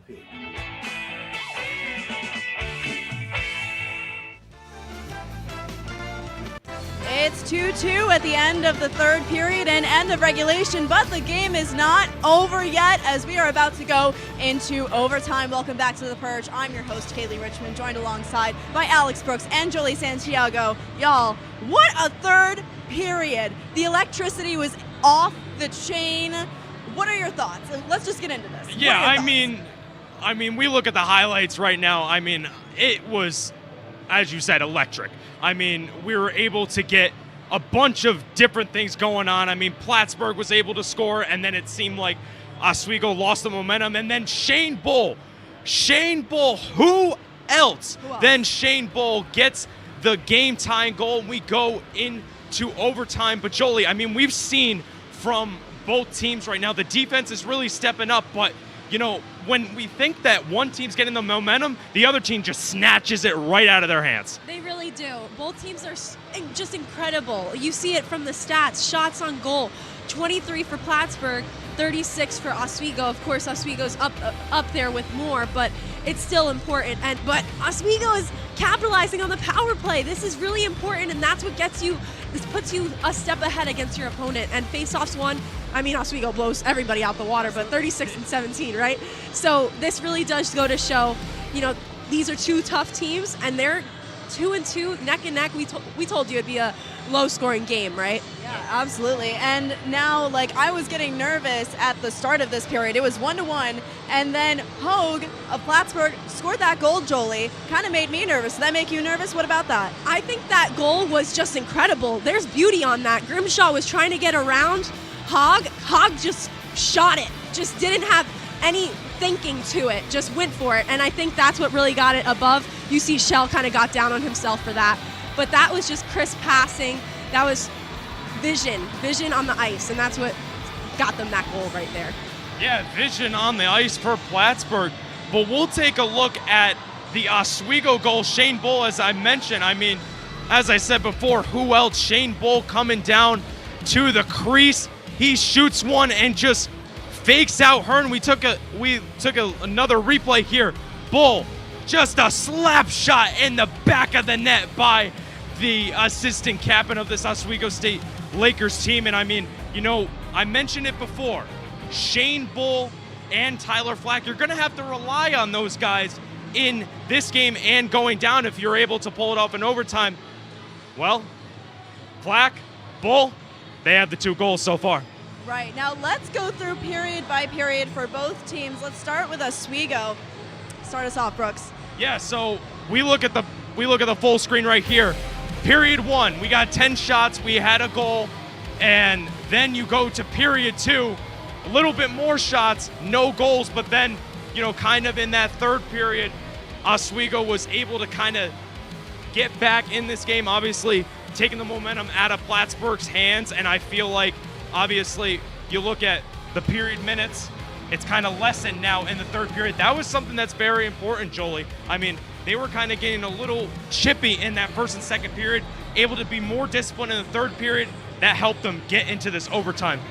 2 overtimes for both teams. So it was Plattsburgh in overtime in the play-in round, and then Oswego against Cortland, they went in overtime. So more overtime, bonus hockey here. What we all love, right? Now, Jolie, let's talk a little bit about Plattsburgh going through period by period again. You know, what are the differences there? I'm seeing a lot of low numbers compared to Oswego. Yeah, shots, all here. 7, 9. They got up in the third, but, you know, still trying to put those real shots on goal for any team is really important. And we tend to notice that Plattsburgh, statistically, doesn't put as many shots up like they should, I think, based on their capabilities, but they are very precise when they do put up shots. So when they have those low numbers, they still have goals with them. So that's what's cool about it. For goals, they were able to score in the second and third. And penalty minutes weren't the same as maybe it was for Oswego, but Oswego's definitely staying out of the box right now. For sure, and that's what's the most important. And let's take a look at a game that we've been following throughout this entire Perch show. Oh! The final score between Cortland and Geneseo, 3-2 Cortland. Wow, unexpected. Yeah, and now you look at the implications of this game, Jolie. Cortland ending up winning 3-2. So if Oswego ends up pulling it out, they will be able to host the SUNYAC championship against Cortland, back-to-back hosting of the SUNYAC championship. And then if it's Plattsburgh, they get to host the SUNYAC championship as they are the 3rd seed. So really now championship's on the line, but hosting the championship is now on the line for both of these teams. Yeah, I know that's going to be something they're probably talking about in the locker room. I know probably coaches aren't the most fondest of, you know, saying, hey guys, look who won the other game, but I think that's definitely a motivation. You get to now host the SUNYAC championship. Now tell me about that. That's amazing, right? That is amazing, and what an awesome opportunity. But before we continue any more game festivities, let's throw it to another break. We'll be right back with more coverage on WTOP 10 Sports.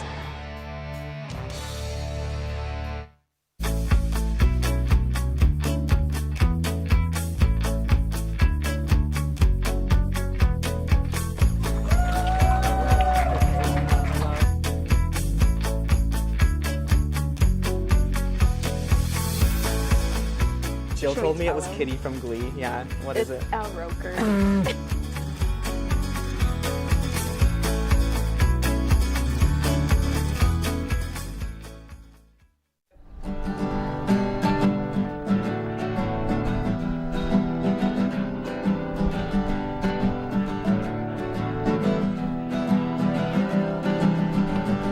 We're here for you, we're here for you. This is your channel 2.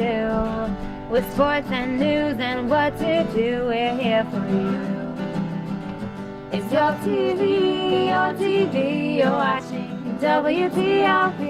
Your TV, thanks for watching WTOP.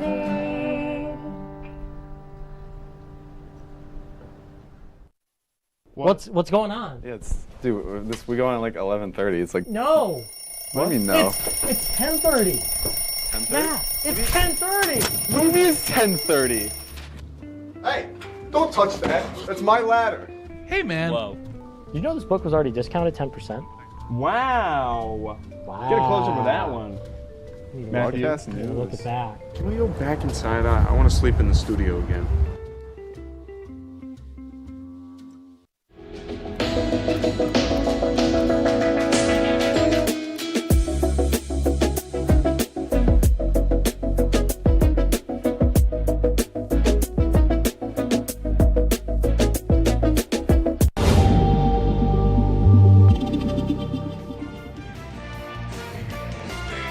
And it's time for overtime here in the Deborah F. Stanley Ice Arena. The bells have tolled, 20 minutes on the clock, 1 goal needed, 1 team goes to the championship, 1 team ends their season right here, right now on WTOP 10 TV. I'm Kyle Spizak alongside Kenny Gerard. And Kenny, basic rules of overtime, playoff hockey, a bit different than normal hockey. Playoff hockey, 5-on-5 hockey, 20 minutes. It's a normal hockey game. It's just an extra period upon extra period until one of these teams scores. And Kyle, as if the stakes couldn't get any higher, with the win of the Cortland Red Dragons in Geneseo, the winner of this game will be hosting the SUNYAC final, the SUNYAC championship for men's hockey, next Saturday night at 7 p.m.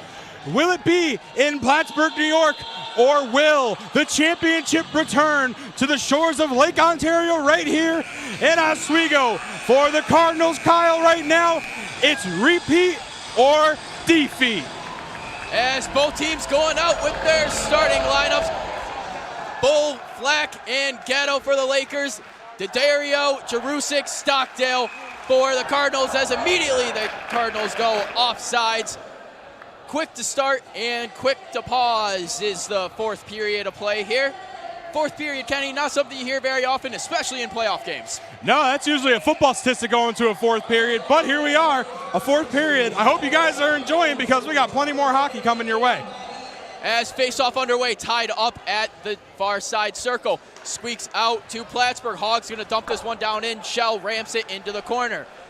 Warmouth tries wrapping that one up the boards, goes off the pads of D'Addario. Working it up the middle was Francis up the Bull. Bull's chasing this one in on himself. Going down with some speed. He's going to stop and get it down to the corner before Jerusik picks it up. On the forecheck was Rocco the other way now. 3-on-3 for the Cardinals. Stockdale on the near side. Looking in front for somebody. Tied up by Semrad. Wasn't able to get anything going. Rocco coming down the far side wing with some speed now. Rocco trying to get a shot off, but he gets tied in the corner by Ring. Looking for a trailer high in the slot. Not able to do anything. McQuaid gets the entry from Addison, trying to work it in front of the net, but a diving Butler is able to keep that one away from Hearn's crease. Semrad drops back to keep this one out of the zone, pounds it off the boards before it goes right back to him. Off the boards and off the stick of Sleeth. Lakers go for a line change. Line number 2, Simons, Grimshaw, and Ryan joining the ice. As Butler is going to take a shoulder, not able to get that one in. Standing up at the blue line was Andriaki. Grimshaw battling in the center ice. Simons flies in, loses an edge, and he goes down the ice as Ring retreats back to Plattsburgh zone. Ring with it, trying to work it up the boards, looking for Belgrave. Belgrave lofts an edge, so it goes back down. Bala is going to pick it up, no icing call. Able to keep that one in was not Belgrave as it goes out to Simons. Simons gets a red line, throw this one on net into the corner. Bulger trying to get it before Grimshaw gets tied up by Belina. Belina still tying Grimshaw up in the corner, wrapped around the other way, picked up by Warmouth, but he chips over his stick, couldn't keep that one in the zone. Looking for Grimshaw across the middle, but it goes off the skates of Belina. Belina wraps it around the boards, looking for Belgrave. Belgrave tries getting that one up. Francis picks it up at the blue line. Francis with a shot. Gets deflected by Belina. Thomas is going to chip this one up, looking for Breyer. Grimshaw's going to turn around and just punch this one in the zone. He gets a change, and line number 1 is right back out on the ice. Shell's going to block that one down into the corner. Addison throws it behind the net to Semrad. Semrad some heavy pressure, able to get this one up the boards to Bull, though. Across the ice, looking for Gatto. That one goes off his skates, and Weaver Vitale has to drop back, pick things up behind his own net. He starts the breakout, tries punching it over to Hogg. Hogg takes it out across the blue line and into the opposing zone. Semrad drops back, picks this one in the corner. High off the glass, trying to get it to Rocco, but Hogg was able to shut that one down. Callanan with it now, high slot. Callanan with a shot over the head of Shell. Picked up by Addison. Addison trying to work it up to McQuaid, but Callanan's got it now with Semrad. It's a one-on-one. Drops it back to Bonfield. Bonfield was looking for something. Back to Weaver Vitale. A shot. That one goes off the glass. Callanan down in the corner looking for somebody in front. Back to Weaver Vitale in the point off a tipped pass. Over to Hogg. Hogg with a shot, and the Plattsburgh State Cardinals will be hosting the SUNYAC Championship. 2 years in a row, the Cardinals defeat the Lakers in the playoffs at their home turf as the Cardinals mob each other, and the Lakers go home empty-handed due to the Cardinals 2 years in a row now. And Kyle, the Red Sea is rocking across the Deb. The Plattsburgh State Cardinals are returning to the SUNYAC Championship. They rip it away from the shores of Lake Ontario, and it's heading to the North Country. The Plattsburgh Cardinals are going for the repeat. They will take on the Cortland Red Dragons, the Battle of the Red for the gold. Kyle, the Lakers lose it in OT, and Plattsburgh does what they've done all playoff long, and they win it in overtime, and the Cardinals are going to the SUNYAC Finals once again, Kyle. And Ryan Hogg on the goal for the Cardinals, his second of the game. He scored that second goal of the matchup after Jack Ring. All goals in this matchup scored by defensemen for the Cardinals. Lakers just not able to get things going in overtime. A screened shot in front. Shell couldn't see it, and it goes behind him. So, once again, a disappointing end to their season by their rivals for the Lakers at their home ice. And the Cardinals once again fly into the Deb, and they sink the ship of the Oswego State Lakers, and the Lakers falter again. The third time's the charm for the Cardinals once again. Last time for the championship, and now this time for a trip to the championship. Kyle, we said it earlier, teams that play both ways win games, and the Cardinals, all 3 goals coming the way of a defenseman, none from their main guy, Stockdale. It doesn't matter. The Cardinals are going to the championship, and the Lakers hang their heads here as they now suffer another defeat again in the Deb to their rival, the Plattsburgh State Cardinals. Plattsburgh, huge congratulations to the Cardinals. The number 6 team in the country is now going to host the SUNYACs, an attempt to win it back-to-back, while Cortland now knows their opponent. The Red Dragons are now looking ahead to take on the Cardinals. The battle of the SUNYAC Red are about to face up, as you see now across the Deb. That Plattsburgh section is roaring, and the Deb is empty for the gold rush.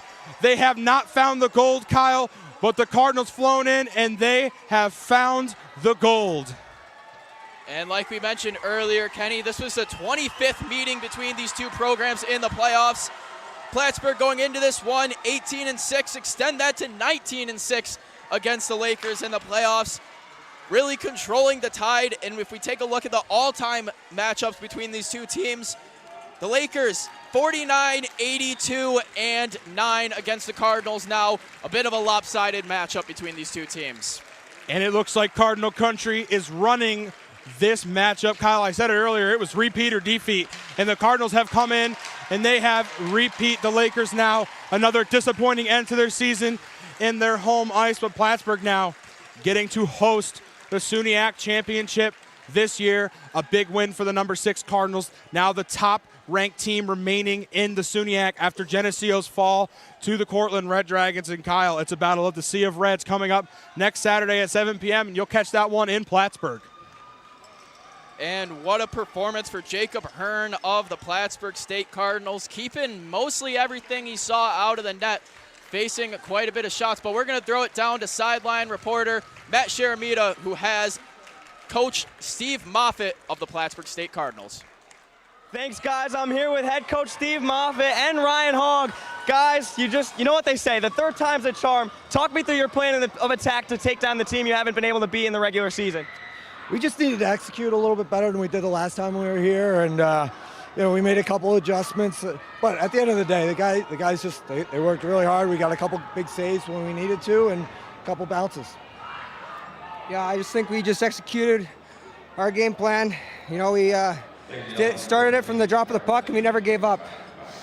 Yeah, and you have this traveling support behind you. Talk me through what that means coming into these away games, especially of this magnitude. Yeah, I mean, our fans are incredible. Both fan bases are incredible for Division III hockey. It's amazing, and to have the support was fantastic. It feels good, especially this far away from home, to have the support. Just having that for us gives us a lot of motivation. Yeah, and Ryan, you just sent your team to the SUNYAC finals. What kind of emotions are you feeling right now after that goal? There's a lot of emotions. They feel pretty good, and excited to keep going. And one last thing for you guys, I got some good news. I don't know if you've heard it yet, but Cortland was able to take down Geneseo, so you're hosting the finals. Talk me through what that means to be hosting a game at home. Well, it'll be great to play another game at the Stafford Arena, but we're gonna go in the locker room here and enjoy this for a little bit before we worry about Cortland. Yeah, we'll just enjoy this for the next hour, and then it's all business. Well, enjoy the win, guys. Congrats on the season, and good luck going forward. Thank you for joining us tonight. That's going to be all from us down here. From Kenny, Kyle, take it away back up in the booth. Thanks, Matt. As we got to look in at how the victorious Cardinals are feeling after this matchup. The Lakers, on the other hand, a lot of seniors. This was their last chance, and, well, they won't be returning next year, and they'll go all years without a SUNYAC championship. The first year in 5 years that the Lakers won't be in the final, Kenny. And it's just a shocking finish for the Lakers. They come in, and a lot of people gave the Lakers the upper hand. They saw Plattsburgh falter against two teams that were not as good as them, between Potsdam and Fredonia in overtime. They thought maybe the Cardinals weren't quite there yet. Just 2 weeks ago, the Lakers took the victory here, but it's a repeat of last year. Kyle, Whiteout 1.0 goes in favor of the Lakers, and 2.0 where Gold Rush takes the victory to the Cardinals. The Cardinals did exactly what they needed to do late here in the game, Kyle, and they have taken the victory over the Oswego State Lakers. And you just said, first time in 5 years that the Lakers are not returning to the championship, but now this is now the back-to-back year that the Cardinals are going to the championship. And this is the first time in a long time, Kyle, where you're not seeing either the Geneseo Ice Knights or the Oswego State Lakers in that championship. It's a battle of the red. That it is, Kenny. And as the season comes to a close, as much as it pains me to say it, my career as an Oswego State play-by-play broadcaster also comes to a close. And to everybody who's helped me get to this point, I can't thank you all more than enough. The last 3 years doing these games have been some of the most fun times I've ever had in my entire life. And this program, this team really means everything to me, and being able to come out here week after week and just talk about the sport I love. Grew up playing the sport for 15 years. Can't play it at this level anymore. It's the closest I can get to the game. And it hurts to have the last one here end in this fashion, but what a ride it's been, and all praise and all thanks to my Lord and Savior, Jesus Christ, for giving me the opportunity and the abilities to do this for the last 3 years. And, of course, thank you to my main man right here for the last season, taking you under my wing, showing you the ropes, and being the best color commentator I could possibly ask for. I appreciate it, Kyle. Yeah, my tenure's definitely not over. You got a couple more years of me with you guys. Don't you worry. I hope you're not getting sick of me yet. But, yeah, Kyle, a very disappointing end to the Oswego State season. We just want to thank everybody at home for sticking around this entire season. Without you guys, it wouldn't be possible for us here at WTOP 10. But don't go anywhere as well, as we still have our post-game show coming up right after me and Spizak are done here in the box. And signing out for my final time here in the Steve Levy press box, the Oswego State Lakers lose to the Plattsburgh State Cardinals by a score of 3-2 in overtime. The Cardinals will be hosting the SUNYAC Championship against the Cortland State Dread Dragons next Saturday night at 7 p.m. For Kenny Gerard, I'm Kyle Spizak. Until next time, farewell, everyone.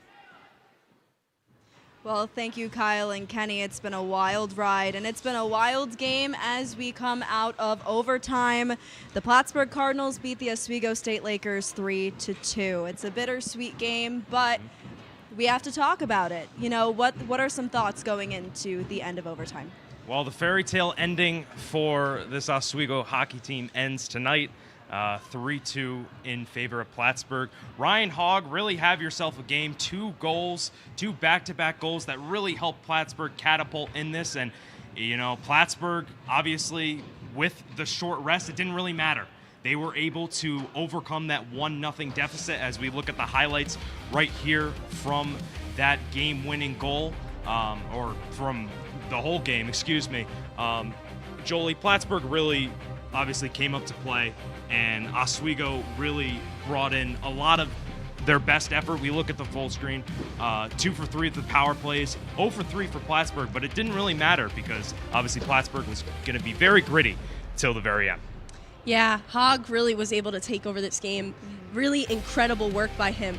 2 shots that were just rifles to Shell. Shell just wasn't able to get it, but also defense wasn't there on Hogg because Hogg just was able to curve it around, really put in the right spot. So kudos to him. Absolutely, and all of Plattsburgh's goals were made by defensemen, if I'm not correct. I mean, I feel like that's pretty impressive as well. What do you guys think about that? Yeah, I mean, it's very impressive, especially from, a defenseman doesn't really do or have someone on the score sheet who's usually someone who gets goals. I mean, usually someone who's a defenseman really passes it around, making sure that they can set up their big playmakers. But, shout out to Plattsburgh's bench. I mean, we heard it from Matthew Sharamita down on the sideline that the bench really came to play today. I mean, the first line, we mentioned how they were very rusty. They probably came out with a little fatigue, and their team stepped up, and it catapulted them into the win. Yeah, coming off of an overtime 2 times already, Yeah. that's incredible work. That's grit. That's really all of the things that you learn in practice and you take it to the game. That's what pushes a team ahead, and that they were able to do this in such big stakes in the Deb here, that definitely shows a lot about their team and their efforts altogether. Absolutely. Well, let's take a final look at the SUNYAC bracket. As we now know, the Plattsburgh Cardinals will now face the Cortland Red Dragons at their home ice. And let's go back to that right in front of me. It's Cortland and Plattsburgh, kind of an unexpected from facing Geneseo, and Cortland coming out of that. So what do we think will come out of that matchup? Yeah, I mean, 2 upsets. I mean, definitely. You see that Cortland able to defeat Geneseo 3-2, and Plattsburgh does the same thing. So same scores. We were kind of seeing that earlier, that both matchups in the first and second period were really similar, and it came out to the similar result. Jolie, I mean, Plattsburgh able to upset Oswego once again. They beat them in the SUNYAC championship, now beating them in the semifinals in Oswego. So, and obviously Cortland able to beat up on Geneseo, but this SUNYAC matchup really unprecedented, but it's going to be a great game because obviously Plattsburgh, they're defending their SUNYAC championship now at home. Yeah, Cortland and Plattsburgh are going to be 2 teams coming off of big wins. They're definitely going to feel like they have a chip on their shoulder.